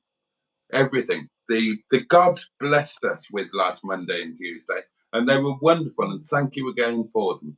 And thank you for your videos, so that I can relive them whenever I want, just by pressing a little button on my portable electric device. The only thing I was frustrated about is you know, being new to using that gimbal, sometimes when I was pressing thinking I was recording, I wasn't. I was recording the gaps in between recording, so I didn't Yeah. get some footage that I had like from the cable car. Frustratingly, quite a bit of that was the floor in the gaps between filming. So I missed some, you know, scenery and things. So I found that a little bit frustrating that I'd lost some stuff that I thought I'd filmed. And the other thing, though, I would say is that you did comment that, you know, I do film a lot of us as opposed to scenery, but you were filming loads of scenery. So, you know, why we don't really need two videos of very similar stuff. So whereas No, you've and got the drive, you know, the view from the front, you filmed a lot of scenery, whereas I've got what we were actually doing, which can be that's nice going to to work remember. out brilliantly for me, because I will use the best bits of my footage, and I will steal, without asking you, the best bits of your footage to make the perfect film. That's why I let you but get yours out first.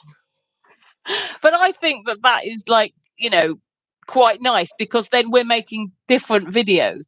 Because Yeah. if we both just filmed the drive, the view from the front, people might watch one of our videos and then say, oh, the other one's very similar.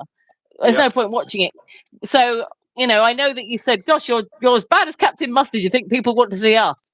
But to be honest, sometimes I think people do want to see people in a video. So, well, we'll see. But yes, I very much enjoyed it, and I was quite pleased with my video, aside from losing some footage. And thank you for everybody who's watched it and said they enjoyed it. I hope it wasn't, you know, too. When you're watching someone else's trip, sometimes you sort of think, do people really want to see this? But hopefully it was entertaining enough. 92 subscribers now. Yeah, that's what I had at the start. Yeah. Yeah. Not bad. I did actually realise, though, and I'm probably completely stupid, right? So the game we played, that's My Pilchard. Yeah. That is a ridiculous game, isn't it? I suddenly realised how gullible I was. That basically, if I've guessed the animal, I would be the winner. Hey? So on that game, you're saying that basically we have to guess the animal the other person's thought of, yeah? And Well, then basically, no. You have the aim of the game is you have to think of an animal that you think the other person will name, but then you have to name animals that you think won't be the animal that the other person has thought of. That's the skill. oh right, you got to name them that won't be. Anyway, Boaty cheats, as I you will did see from not. my video. I As you will do see, not. as you will see from my video, No, you won't. basically, you You just will. see me. You see me winning. No, because I'm the you just world. basically I'm the world's #1. That's you my just you pilchard. say an animal, and he's like, "Yeah, that's it." Well, it Because was. of course, there's no proof what he was thinking of. Cheat, I object to this. cheat. They can go and watch it, and they can see the evidence. There's Cheat. no evidence. There's just me winning. There's no evidence that I cheated. He's a cheat. He's a cheat. Complete I cheat. am not. I am Yes, you not. are. He is a cheat. I bitterly resemble that remark. Oh, here we go. It's Mustard. Evening, Mustard. Oh, hello there, Boaty on Boaty's Planet. How are you doing? I'm so well. I'm so well and happy. And why would I not be after I had a good old grope of your lovely titties earlier on today? Do you know what so well means? It's the same as swell. Yeah. What you just did there is told me that you swelled. And you were swollen after feeling my titties. How amazing. I was turgid. A revelation. I was absolutely turgid. Well, anyway, listen, folks, I've got something to say, and it's not even to you. Oh no, you know, I've been thinking tonight. You lovely, lovely Boaty, the pillar of the community. Yeah. The pillar of the community. Now, I've noticed something recently. Shall I tell you what it is? Oh, please do. I'm going to. Now, people keep phoning in to insult you. Yes. And I'm beginning to think that's What a terrible trend. Where's that come from? How awful. Well. For this lovely, curly-haired gentleman to have to be constantly at the other end of a load of abuse from a bunch of plopplers. That's right, I said plopplers. I don't know what they are, but I think that's terrible. Now listen, I think it's time we all stopped. We all know he's a sad fucking loser. We all know he's a wanker. In fact, it's fair enough to say that he's the wanker of wankers. And, you know, it just seems a bit awful to keep rubbing the salt in the pudding, so to speak. And I, for one, feel rather bad about it. And I shall never, I pledge to never say an insulting thing about Boaty ever again. What a refreshing and wonderful change and sentiment. And thank you for that. Oh, yes, indeed. Now then, yes. So that's my pledge. That's my New Year's resolution, which I shall start early. My New Year's resolution for 2025, which I shall start 6 months early, just to make sure I get the hang of it. No, good idea. Good idea. Practice makes perfect. I think it's really easy. By the time next year comes around, my pledge is to stop calling you a wanker. I'm going to be really good at it by then, aren't I? Oh, you're going to be top notch. Top notch. I'm going to do so much practicing of not calling you a wanker or using the word Boaty and wanker in the same sentence. It's going to be amazing. You'll be surprised. I will. I will be. I will be dumbfounded and bum swizzled. That's what I'll be. No, let's not have any more bum swizzling tonight today. No, there is enough of that this afternoon. I'm still sore. Well, I hope you're okay, and I hope that my new promise to Boaty and the community of Boaty's county or whatever it is, but we should all be a bit nicer to him, and then perhaps he'd be nicer to us. Will pay off. We can only hope and pray, my dear chap. I'm not going to pray about it. I'm just going to suggest that it will pay off in dividends. In dividends, indeed, as long as we all stop using the word Boaty as a synonym to wanker. Exactly. Perhaps you could.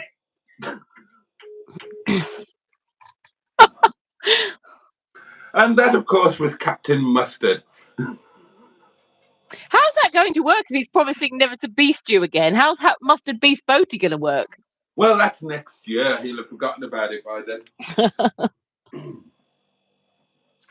Oh, dear. Bless him. Bad Book says, your toilet film clip. No comment, as we know it's not worth it. Andrew Buttigieg says, I hear you're making German porn videos now, Father. I can't believe that nobody commented on that. I put that in there and I thought, I haven't done anything like this for a while. That'll get them, really angry and outraged and shocked. And no, nothing. Just, yeah, that's Boaty naked on the bog. He does that sort of thing. That's good, isn't it, that they're not shocked? My legs look good in it, though. Well, I'll have to go and have a look.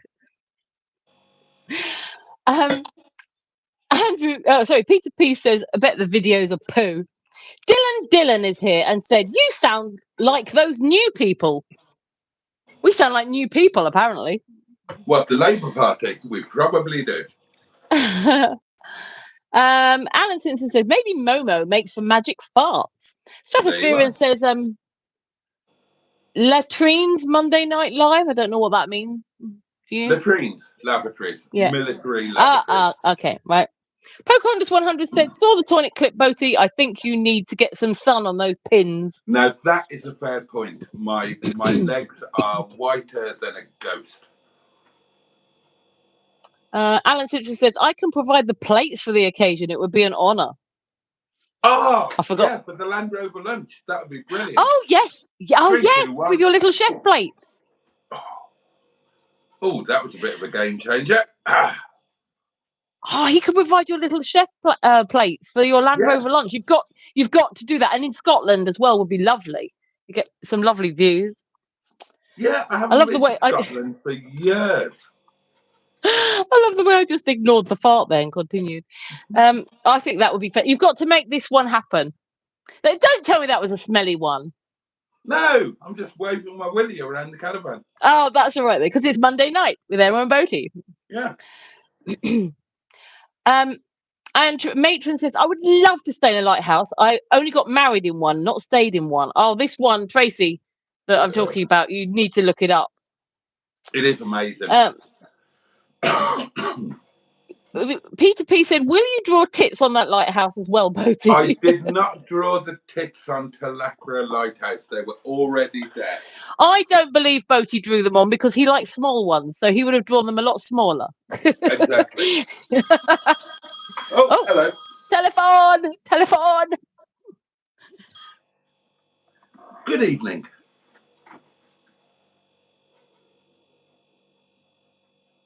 Well, that was worth it.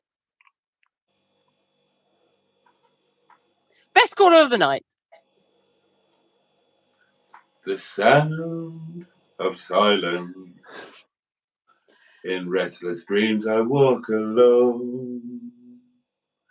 Narrow streets of cobblestone. No one on your telephone. And there you go, that's gone. Bad Book says Fraggle Rock. Alan Simpson said, did Boaty make you pull his finger, Emma? No, he didn't. That's why there was no smell. Project Nigel says hello. Mr. Stephen Parry from Port Sunlight in the Wirral says a lot these days. The Leisure Peninsula. Oh, says, how long did the drive take from your home to Llandudno last week, Jason? It's nice how much you both loved it last and keep talking about it. How long was the drive? What was it? About 2.5 hours, something like that? Yeah, something like that. Yeah.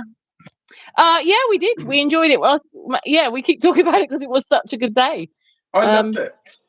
Oh, so did I. Actually, yeah. I'm so glad I've got that video to remember it by as well. And I have moved my Great Orme chopping board. I had it over by the kettle, and I loved it so much that I've moved it to Pride of Place, just there. Oh.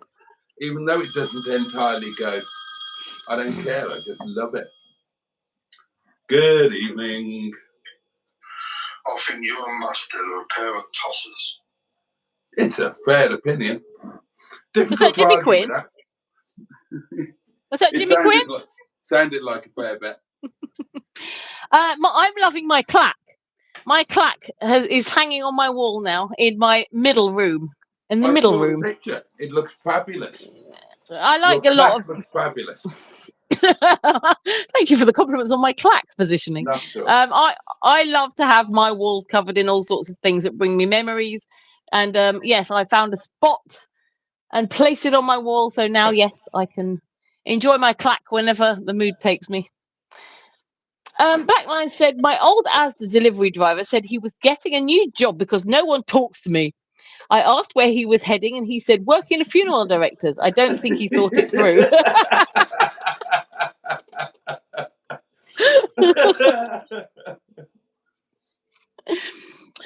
Peter P says, Captain Nigella, and he also says, that's my pilchard. Andrew Buttergeek says, hello, Captain Mustard, just in time for that's my pilchard. Peter P said, you only cheat yourself. Andrew Buttergeek said, through mustard slightly there. Matron says, I'll be there in a minute. Right. Boaty's planet gets me every time. And she's also laughing at the pillock of the community. Is that Captain Custard, says Black Lines? It is Black Lines, says Matron. Did you just fart? No, I wouldn't do that. Sounded like it to me. Andrew Buttergeek says, Captain Mustard strikes again. Jimmy F500 says, forgot about the bog clip. Black Line says, the worst part of the toilet scenes isn't the visuals, it's the subtitles. Oh my God, I hadn't thought about that. I'm going to have to look at those now.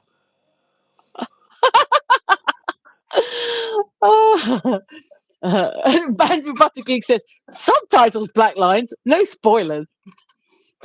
Mate just says, if the community is off to Scotland, I am coming. Tracy loves Scotland. She's been there quite a few times.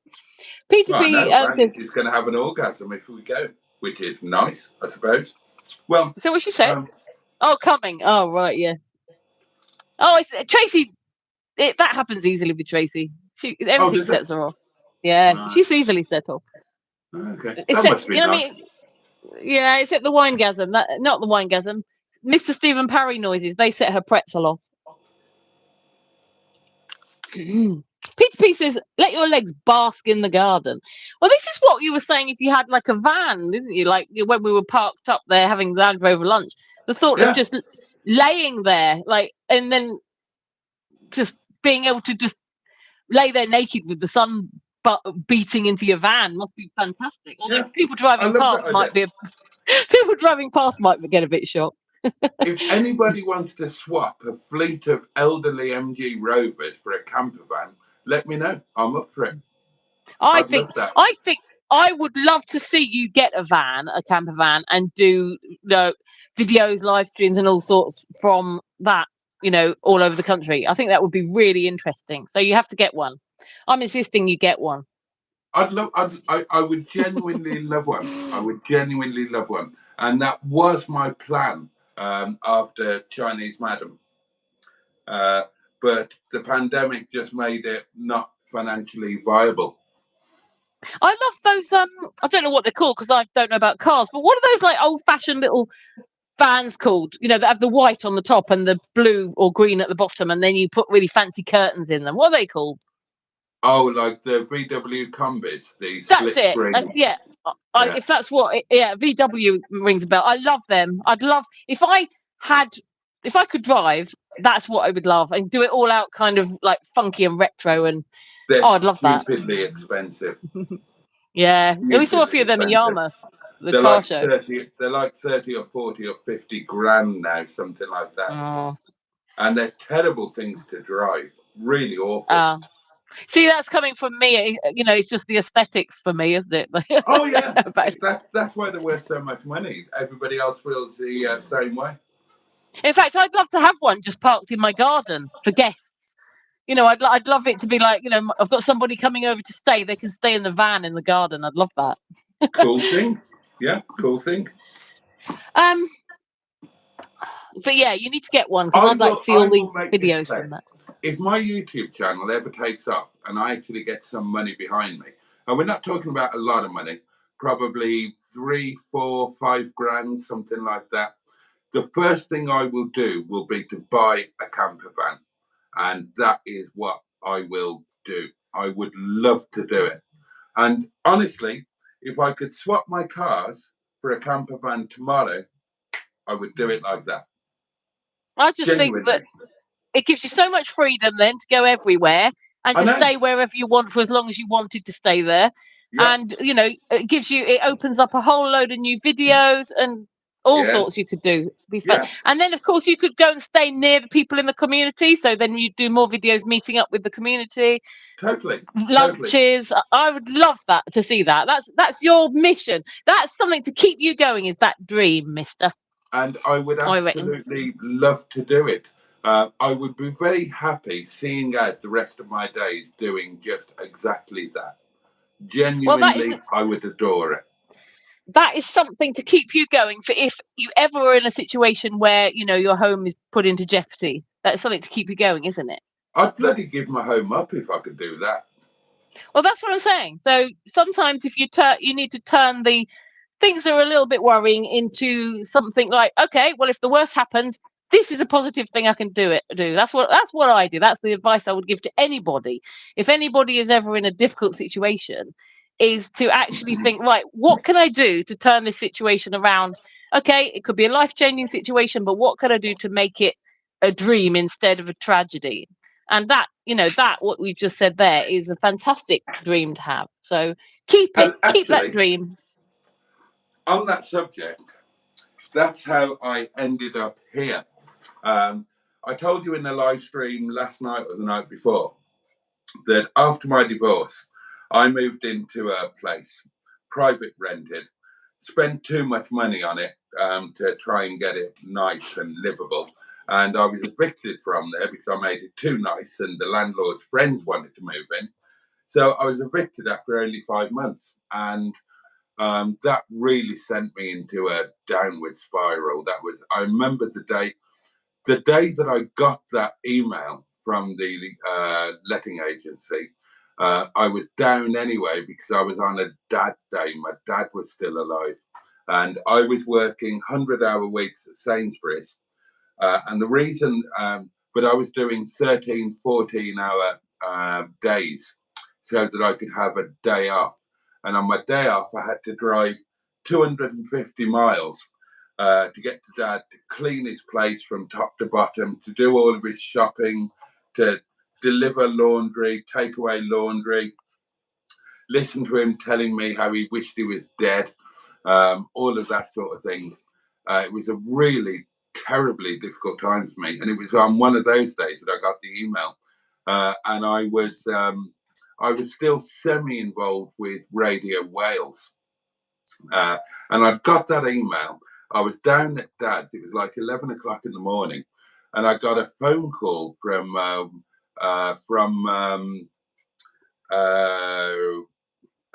JMO, Jason Mohammed's producer, at about 11 o'clock in the morning, saying that they'd had a problem with their one of their competitors on Quiz Break, their morning quiz show, and could I pretend to be so and so and so and so and do the quiz for them?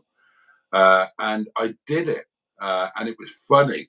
I used to do stuff like that for Radio Wales, as well as my official stuff and the stuff that I wrote and the shows that I was actually officially part of.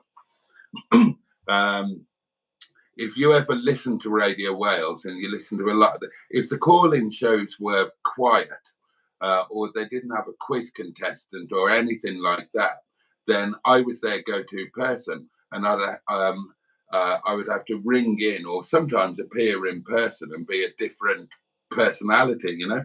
And I remember that day very, very vividly. It was horrendous. And, you know, the idea of I had no money at all then. I was so, you know, I had no money after the divorce anyway. I'd worked my ass off. I'd spent money on this place. And then suddenly I'm homeless and I've got to try and find a new place. And I had a day or 2 days, it might have been, where I was just out of it, desolate, desperate. And then I thought, how can I make a positive out of this? And I thought, okay, let's look at this place logically. And I looked at the place and I realized I hated it. It was semi-detached with a garage and a driveway and all the things I wanted. But it was an anonymous, semi-detached place. It had no soul. It was on an estate, a nice estate, a private estate, but nonetheless, it was on an estate. It was in or near a town. The driveway was on a 1-in-3 slope, which was an absolute nightmare. I didn't particularly like the house or anything, so I was honest about all of that. And I thought, how can I make a positive out of it? Try and find somewhere that you absolutely adore, and then try and get into it. And however difficult it is, if you can do it, it'll turn it all into a positive. And that was how I ended up here at Windy Bum. So what was one of the worst times of my life turned into a massive positive, and you know, I'm thankful for it now, because I left that place that in retrospect I hated, and I'm here, which I love unequivocally. I think sometimes you have to think that with every ending is actually a new beginning. So, you know, as much, so as much as endings aren't very nice, it's like sometimes it's a chance to think, right, let's try something different now. Let's start something afresh. So, yeah, I try to put positive spin on everything. You know, I mean, I'm not going to talk about it online, but, you know, I had a terrible situation that I had to get through, and that's how I survived. That was just to, you know, basically think, right, if the worst thing happens, what is it? apart from throwing a cloth onto my head, what is it that will, that I can pull out of this that will be a positive ending if the worst thing happens? So, yeah. Now, in an So let's ideal see. world, I would have enough money that I could keep this place and have a camper van. Well, let's hope that will happen. But I would be happy with just a camper van. I would make that work. I would. Oh, excuse me, I've got the wine hiccups now. I would love that. I love the idea. Oh God, I Well, love that the is idea definitely of something. That's my definitely original, like a little dream to cling on my to. original plan after Chinese Madam was to get a little camper and just do it on Monday and Tuesday.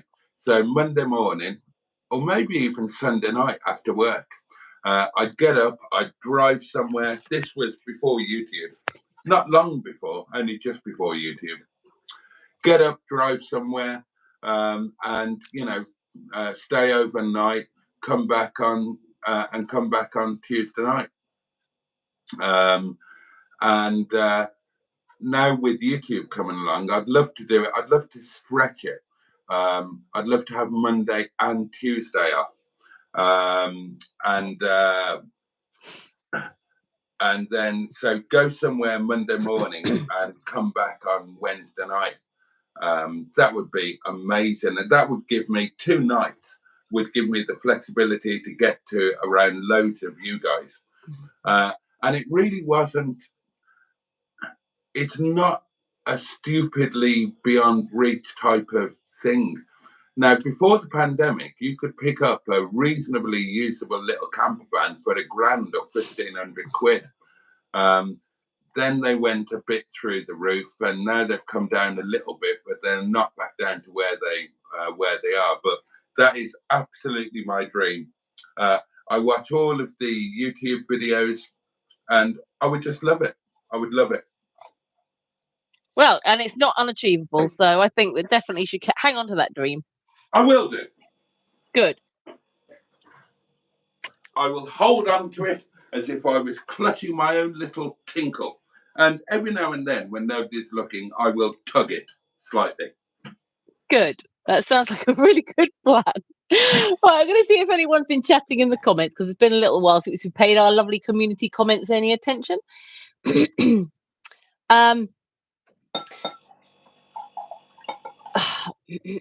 Peter P suggests that you should let your legs bask in the garden. Oh, Chinese Madam reference. Well done. I actually genuinely, if I could be bothered, loved the idea of letting everything bask, because I bet everything smells all fresh and lovely when you bring it back in, but I couldn't be bothered. Yeah, well, I'd probably it's not just a Chinese thing, it's a French thing as well, and Italian. I'd probably put everything all out, couldn't be bothered bringing it all back in again, and it'd rain. Yeah. Black Line said, I went out with someone who lived in a lighthouse. She was a real keeper. Oh, nice one. IBD Warrior is here. It says, evening all, blimey, Boaty, is this your new lady? I am his friend and co-host. Absolutely. I hope Boaty would agree with that. Don't tell me that I'm not the friend. I'm just going. And hopefully we'll be doing a lot more fun stuff together like we did earlier on in the week. So may well be a little travel partner at some point again. That would be brilliant. I'm definitely up for doing that again. I guess it's probably, to be fair, you went to a lot of effort to get over here. So in fairness, it's my turn to make the effort next time. So my next trip out, even before I do my next video with the lovely Sean, I should get my arse over to the East Coast.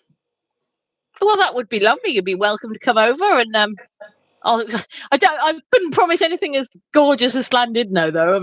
I mean, there must be something around here that would be rather nice to show you. Exactly. Norwich is a lovely city. Come on, have you ever been to Norwich? God, no. Why would you? It's quite a nice little city. I hate cities. I know, but it's got two cathedrals and a castle. I don't know, it's just got things going on. But if you're not in the cities, that's fine. I just wondered if you'd ever seen it. No, I'd want to go to the seaside. We'll do Great Yarmouth.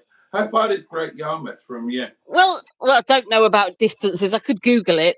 Great Yarmouth is good for the roller coaster, but it's not picturesque. You want to go to somewhere like Cromer or somewhere like that for a gorgeous, for something that looks nice.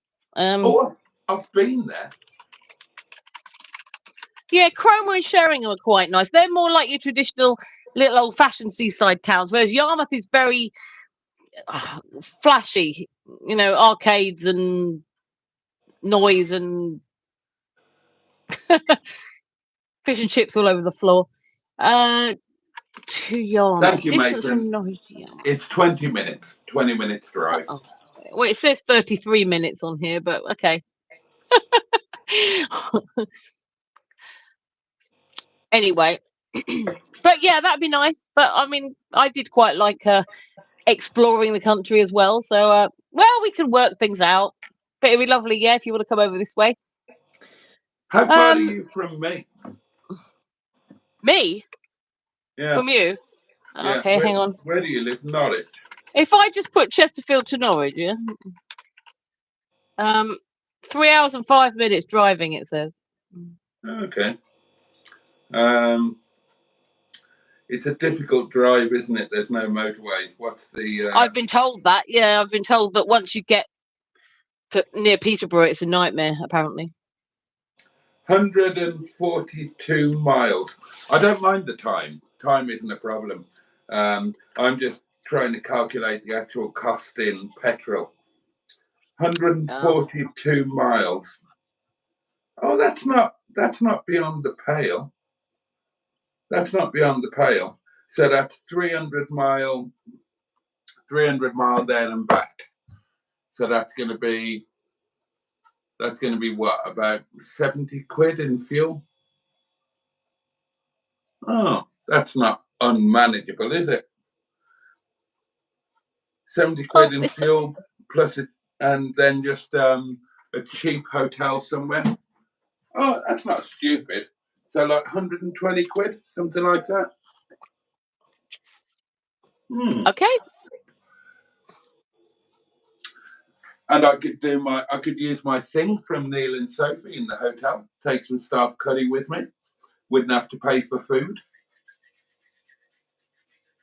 Yeah. Oh, yeah. We can work something out. It would be lovely to see you again soon-ish, whenever. Okay. Well, I'll sell an internal organ and we'll do it in 2 or 3 weeks. Sell an internal organ. I would quite like to see you intact. Turn up with like all these wires sticking out of you attached to a machine. Who can we meet up with? Who's around there?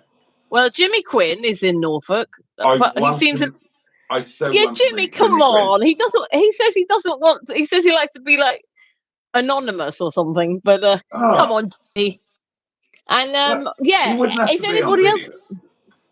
No, he wouldn't have to be on video. No, it'd just be lovely to meet up with him. And is there anybody else for a coffee or something? If anybody else would be able to get to Norfolk for a meetup, let us know, because obviously we can work out. We can tailor where we meet up with people as to where they are. Yeah. So now, it would be on a Monday. So depending on where you are, then if you could get there during the day, then you could come on the roller coaster at Great Yarmouth with us. If you're at work, but you could get there during the evening, then you could come and have evening drinks with us. And if you're a pervert and spent the night with one or both of us, you could have breakfast with us on Tuesday. If you're a pervert. Any perverts out there? I need to do more East Coast stuff. I've only been to the East Coast 3 or 4 times in my life, and I've never been to Great Yarmouth, and I really do genuinely, I want and need to do that roller coaster. I quite like that roller coaster. It's not too. I don't like roller coasters that are too scary, but that one I can tolerate. I do like that one. I have a scar on my leg from where I fell down the steps on it years ago. Oh, well, there you are. Well done. Come on, Jimmy. Come and ride the roller coaster and get Yarmouth with us, please. Either that or you can hold my bag while I ride it. Come on, Tracy, you could come too. Oh, We're not that'd be far away amazing. from London. Come on, Trace. You, me, Jimmy. Anybody else? I think Steve KG, he's in Essex, but he could potentially get there. Anyone else? Right, look at the time. We need to play Right. through some comments. Right, let's whiz through some comments. Right. So, Matron says, normally people answer the phone to Jimmy Quinn while naked. That's probably because she does. That's what she's saying. Project Nigel says, 92 subscribers is better than the 35 I used to have. Andrew Buttergeek says, something will be beating in the van, and it wouldn't be the sun. That's if you were laying naked in your van, I think he's saying. Jimmy Quinn says, I'm still looking for a motorhome. Blackline says, just need a Volvo V70 and a mattress. Andrew Buttergeek says, there might be one near Boaty's place, Jimmy. Mr. Stephen Parry from Port Sunlight in the Wirral, the Leisure Peninsula, says, That's the one. was that the ghost on the phone? Didn't talk. Also, the ghost keeps turning Emma's lights flashing a few times. Please stop playing around. That's not a ghost. That's somebody I'm related to that keeps the switch is outside the room, you see here. So sometimes when people want to go, the flashing nubs. The flashing nubs. Sometimes when people walk past, they want to put the stairway light on and they're pressing the wrong switch. That's why sometimes my lights go off. Peter P says to Jimmy, Boaty knows where there is one that's not being used regarding the motorhome. And Jimmy says, yank, no thanks. Peter P says, Fred, the bed is still a good idea. I heard that. Not me. Chat. Jimmy White Quinn says, Boaty, don't come to Yarmouth. Why not, Jimmy? Why don't you want Boaty to come to Yarmouth? Blackline said, there's a guy called Wandering Where on YouTube who drives a cheap Ford Focus estate. He converted into a camper and he goes skiing in the Alps with just a diesel heater and a gas hob. Well, he uses skis for skiing. He says, Pinky Congo says, Mr. Boaty, would you like an LWB Mercedes Sprinter camper van? I would love one. Are you going to give him one? Blackline said, the only problem you might have with van life is you need to have a proper address for mail and car insurance.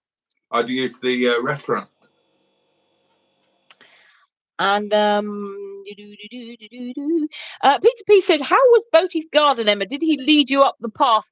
I didn't look at his garden. No, you didn't. No, I didn't. Yeah, we missed out on that. Well, I thought I didn't ask because I thought maybe it's not, really in a condition that you really want to show off at the moment. No, it's fine now. It's been done. Next time. That means there has to be a next time. That means there has to be a next time. Yeah, and people could camp in it if they wanted. Oh, put up a tent. Barry Scooter says, Pingu, they are ideal in the sprinters. Bloke at work has converted one. John Harding 1979 says, Boaty's fit co-host MILF. Are you talking about me? Thank you very much if you are. I don't know if there's any others, but thank you. Oh, I love it when people compliment me. I get all like, oh. You can tell I lived for 17 years with a rude, insulting narcissist, can't you? Every time I get a little compliment now, I'm like, oh, it's lovely. Project Nigel says, vans are the future of Boaty and his moobs. Blackline says, plenty of opportunities to yell tractor in Norwich. Perhaps he could live in Fred the Shed. Andrew Buttergeek says, I wouldn't mind a new Ford Transit Custom. Tracy says, I think a visit to Galston is surely something to be done, Jimmy. There are some nicer places than Yarmouth, to be fair, but you could do the roller coaster and then move on to a different part. You wouldn't have to spend all day in Yarmouth. I think, what's it called? Oh, God. Can't remember what it's called. There are some really nice places, though. And, of course, there's the Fens. Plenty of boating to be done. Bad Book said, you were near Norwich when you dropped the Streetwise off with Mustard. Ah, was I? Yeah, that wasn't bad. That was doable. Oh, where's she gone? We lost you then. Oh, she's back. You're back now.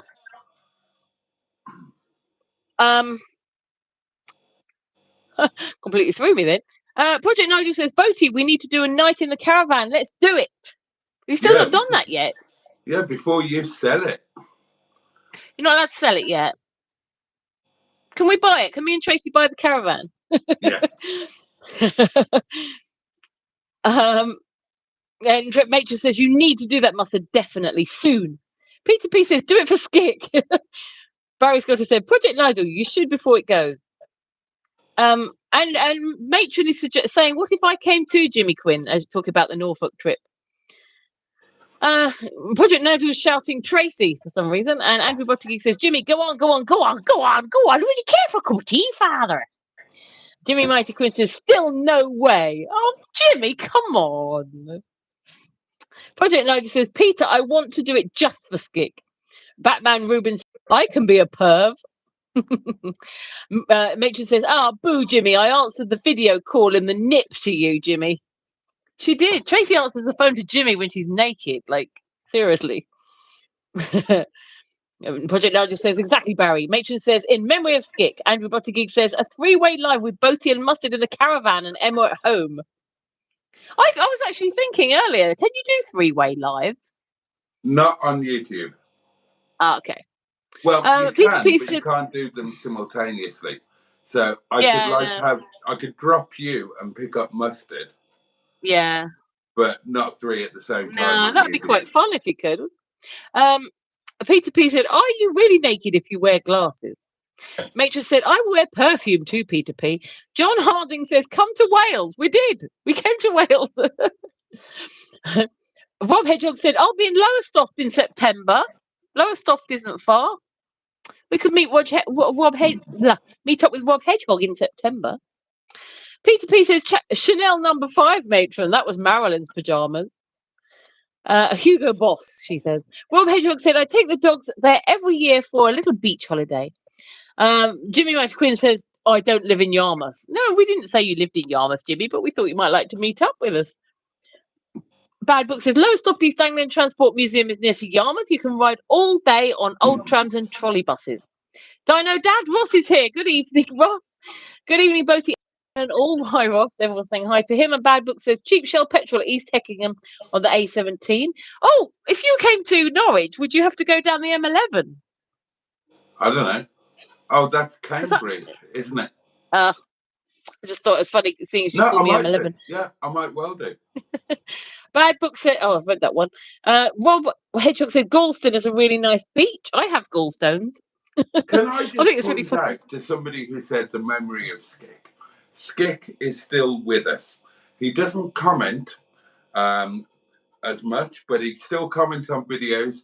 He watches the videos, he watches the live streams, and he contacts me directly. So hi, Skick, if you're watching. The memory is still alive. So, yeah, hello, Skick. And Matron says, the Premier Inn of Great Yarmouth Beach is good, probably a Travelodge near. Matthew Bean says he's back. Hi, Matthew. Welcome back. Jimmy Mighty Quinn says, I'm a loner since I retired and loving it. You can be a loner, but you can still meet up with people. Come on, Jimmy. When we get Matron on the case, she answers the phone to you naked. Come on, you owe her. You owe her. We won't video it. You can just meet up with us. Tracy says you could do 3 or more way lives on Twitch. I don't like Twitch because in my bedroom and other rooms it glitches. I have to be sitting right next to the router to get Twitch to work properly. Bad Book said, if you go to Norwich via the M11, you took the wrong turning. Okay. Andrew Buttigieg saying hi to Skick. Major says, it's M11 from me here in London. Okay. And Project Nigel says, I miss Skick. I only wish I knew who he was. And that is the end of the comments. We've reached the end of the comments. He's Skick. Right. Okay. Right, probably time to bugger off then, isn't it? Get some supper. Get into me nighty. Get ready for bed. All of that sort of good thing. Watch the rest of your video. The memories of you getting into your nighty are now like imprinted in my brain. I'm never gonna forget that. Yeah, I'm sorry about that one. Are you gonna watch the end of my video while you eat your curry? Yeah, totally. I Oh, can't nice wait. memories. I'm gonna really enjoy it. It was an amazing day. It was an amazing day. It was so good. That's why I'm glad I made a video of it, because And now, what a like, I brilliant can never way to forget it. finish it. Like normally, you have a day like that, and you get home, and you have to, and you think, oh right, that's it, and I'm tired, and there's a bit of a mess from this morning, and oh, it's all a bit deflatery. And there was none of that because we did an amazing live stream, and then went to bed on a high. And I was drunk as a skunk and went to bed and slept like a You were. baby. And you were riddled with anxiety and barely slept for 2 minutes. I did And get then a bit of had to sleep do that night. and then had to do a Land Rover lunch the next day. I just think it's like on my video and on yours actually, because you can hear it on yours as well. You can hear it on mine.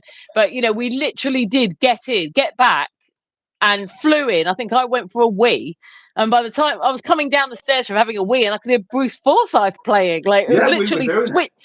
switched on as soon as we got in. That's the way it was. We were so late that night, and we just totally went for it, didn't we?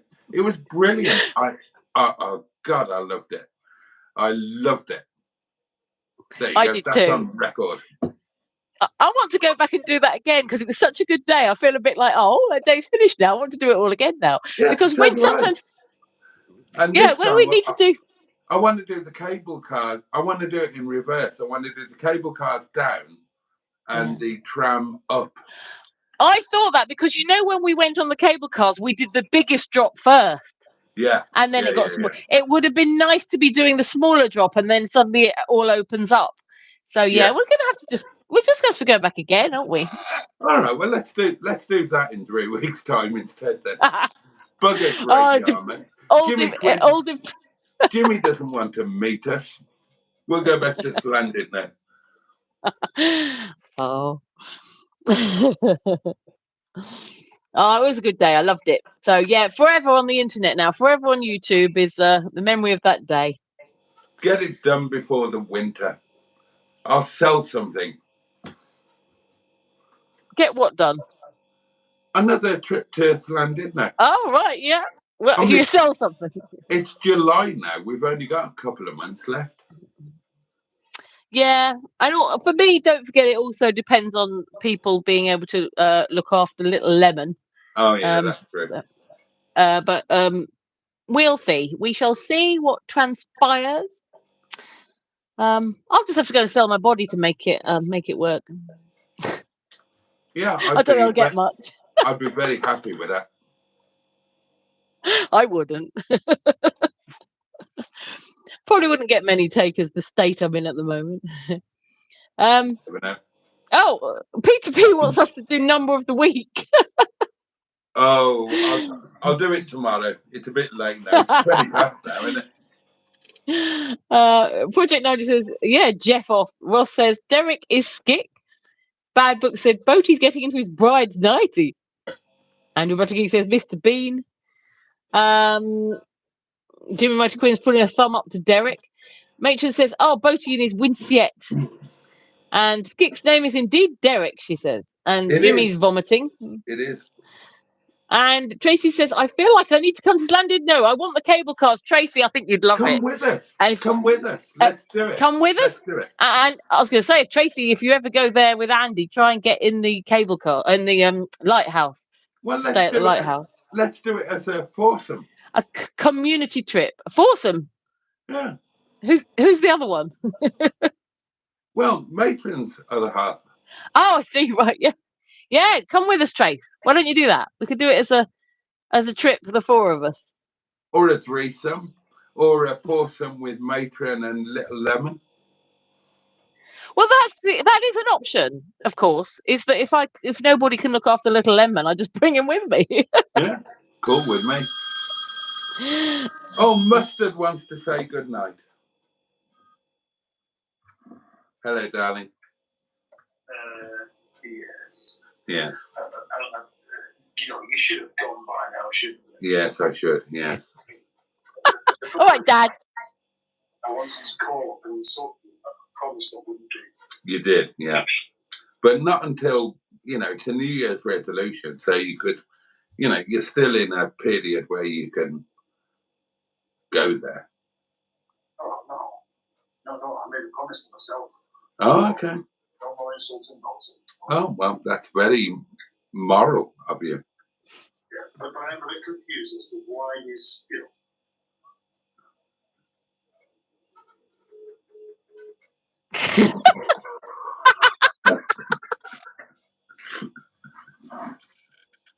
Not a clue.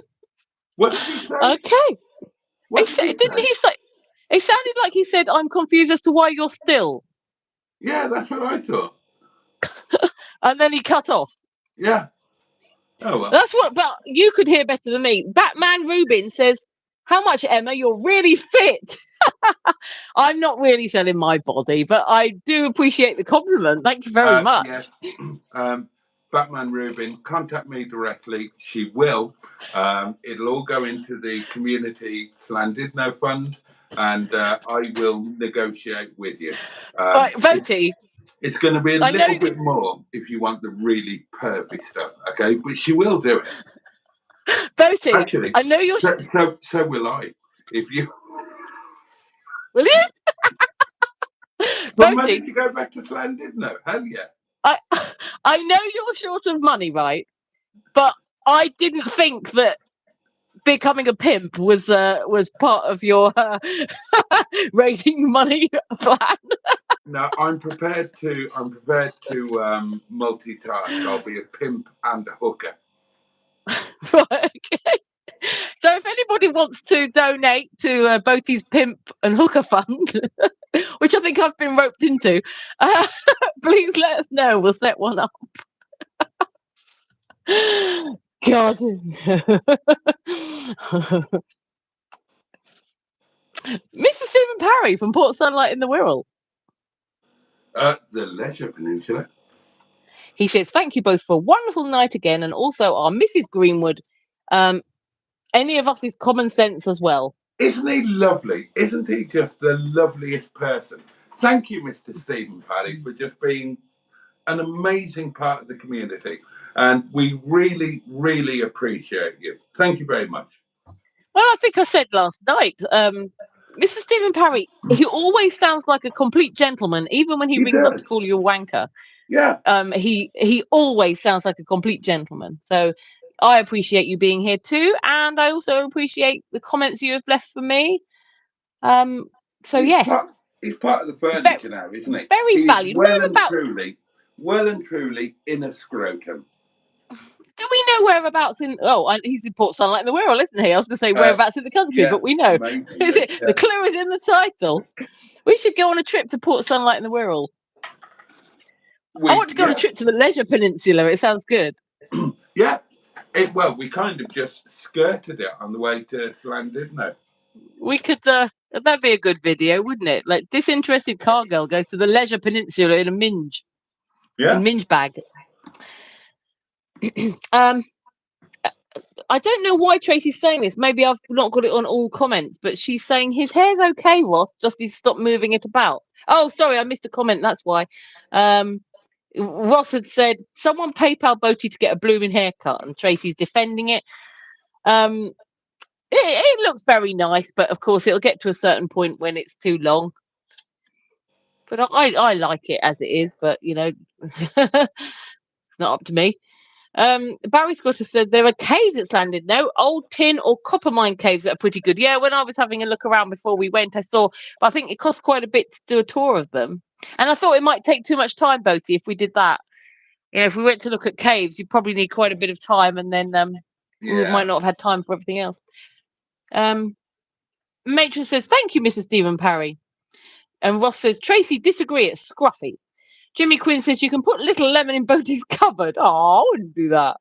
He'd be fascinated by the cars. Matthew Bean is laughing. Mr. Stephen Parry from Port Sunlight in the Wirral again. The Leisure Peninsula, I'll say. I can take over that bit, don't worry. He says, "Why not Llandudno where we stop in the hotel?" Well, you can, if you want. Barry's got a dino dad as long as Boaty doesn't develop a mullet. No, that wouldn't be a good look. Peter P says, how is that gobshite still on air? Mystery to all of us. Jimmy says he's pissed. Mr. Tim Perry puts on I'm a like the bit. Wirral, the Leisure Peninsula, says, few people could meet slandid no stop night in hotel. Yeah, that's true. You couldn't go there and just stay at the hotel. Dr. Disrespect is here and he says, give me back my son. Matthew Bean says pimped out. Jimmy Mighty Quinn says he'd throw a tenner not to be there. Peter P says he does have pimp shoes, and Andrew Buttergeek says Boaty can twiddle the light switch. Matron says, personally, I think the community would find Boaty, Emma, Matron, and Mustard on cable cars as a foursome pretty jeffing hilarious. More than if I bring someone who the community doesn't know. Right, Tracy wants to bring. She's saying if she comes to Slanded now, could she swap her husband for Mustard? That would That's be her interesting, proposal. wouldn't it? That would be interesting. I think it would be quite fun.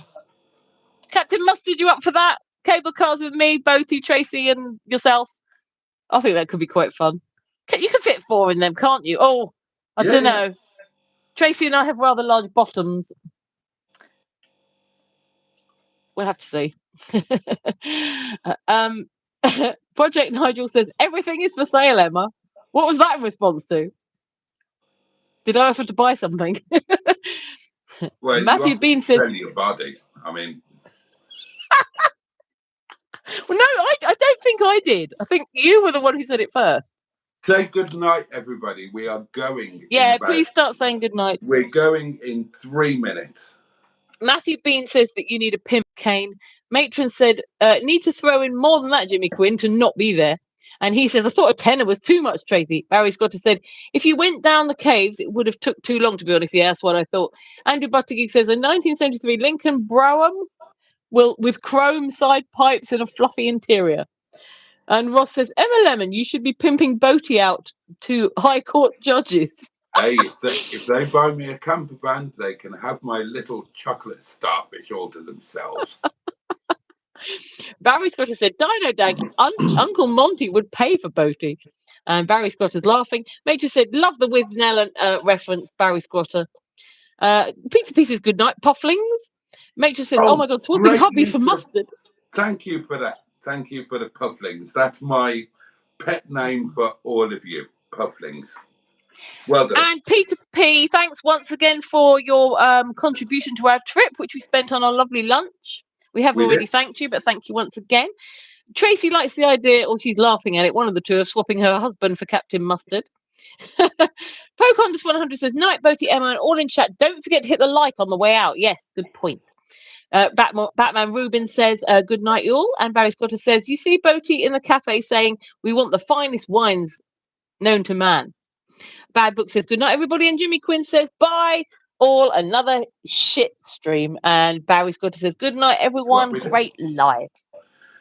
Right, and on that note, we are going to bugger off. I'm going to get some curry on the go. And thank you, all of you, for tonight. We were not in the right place for tonight, Emma and I, if we're honest. And now I at least am totally in the right place, and that's thanks to you.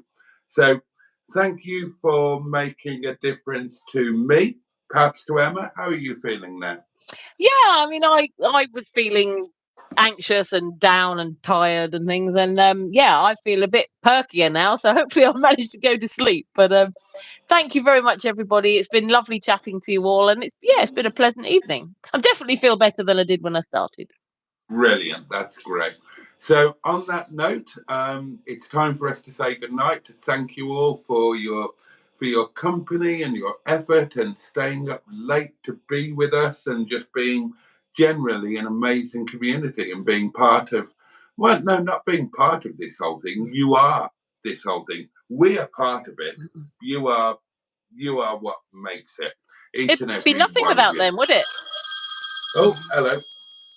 Somebody wants to say good night. Good evening.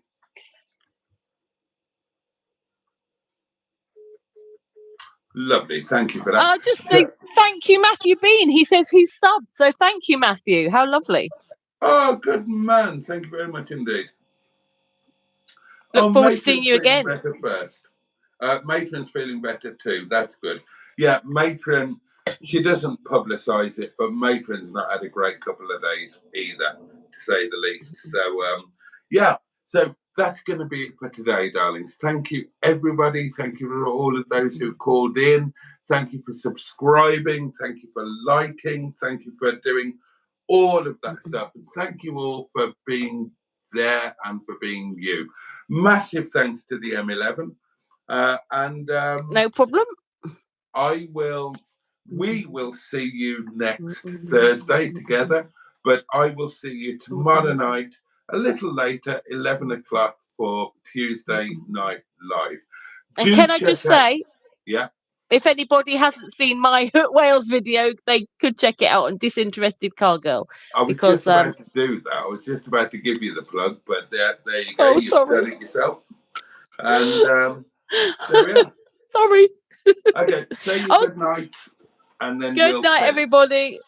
And also, I was going to say, just as a phone call came in when Boaty was saying about, you are the community. These live streams would be absolutely nothing without you guys. It'd just be me and Boaty sitting here having a chat to each other. So, yeah, that's what I was going to say is thank you for being here and making it what it is. Because if you weren't here, it wouldn't be any fun at all. Well, it would. We're having a chat with Boaty, but it wouldn't be the same. So, yeah, thanks very much, everybody. Oh, these shorts is here. Hey, guys, how's your night going? I'm curious to hear your thoughts on the saying, once you go white, you always stay tight. Well, these shorts, maybe tune in next time and we will deal with that question. Absolutely. So on that note, it's a very good night from me and the M11. We wish you all a safe and peaceful night ahead, or a good day, depending on what time zone you're in, or have both from us. But above all the thanks in the world to you for being here and for making this what it is. And just take really, really good care of yourselves. And we look forward to seeing you next time. And much love from us both. And on behalf of the community, Boaty, I think I'd like to say you take care of yourself too, please. Oh, yes, miss. All right, let's bugger off and we will see you next time. And on that note, darlings, see you later, guys. And indeed, bosh! Oh, yeah. Bye, guys.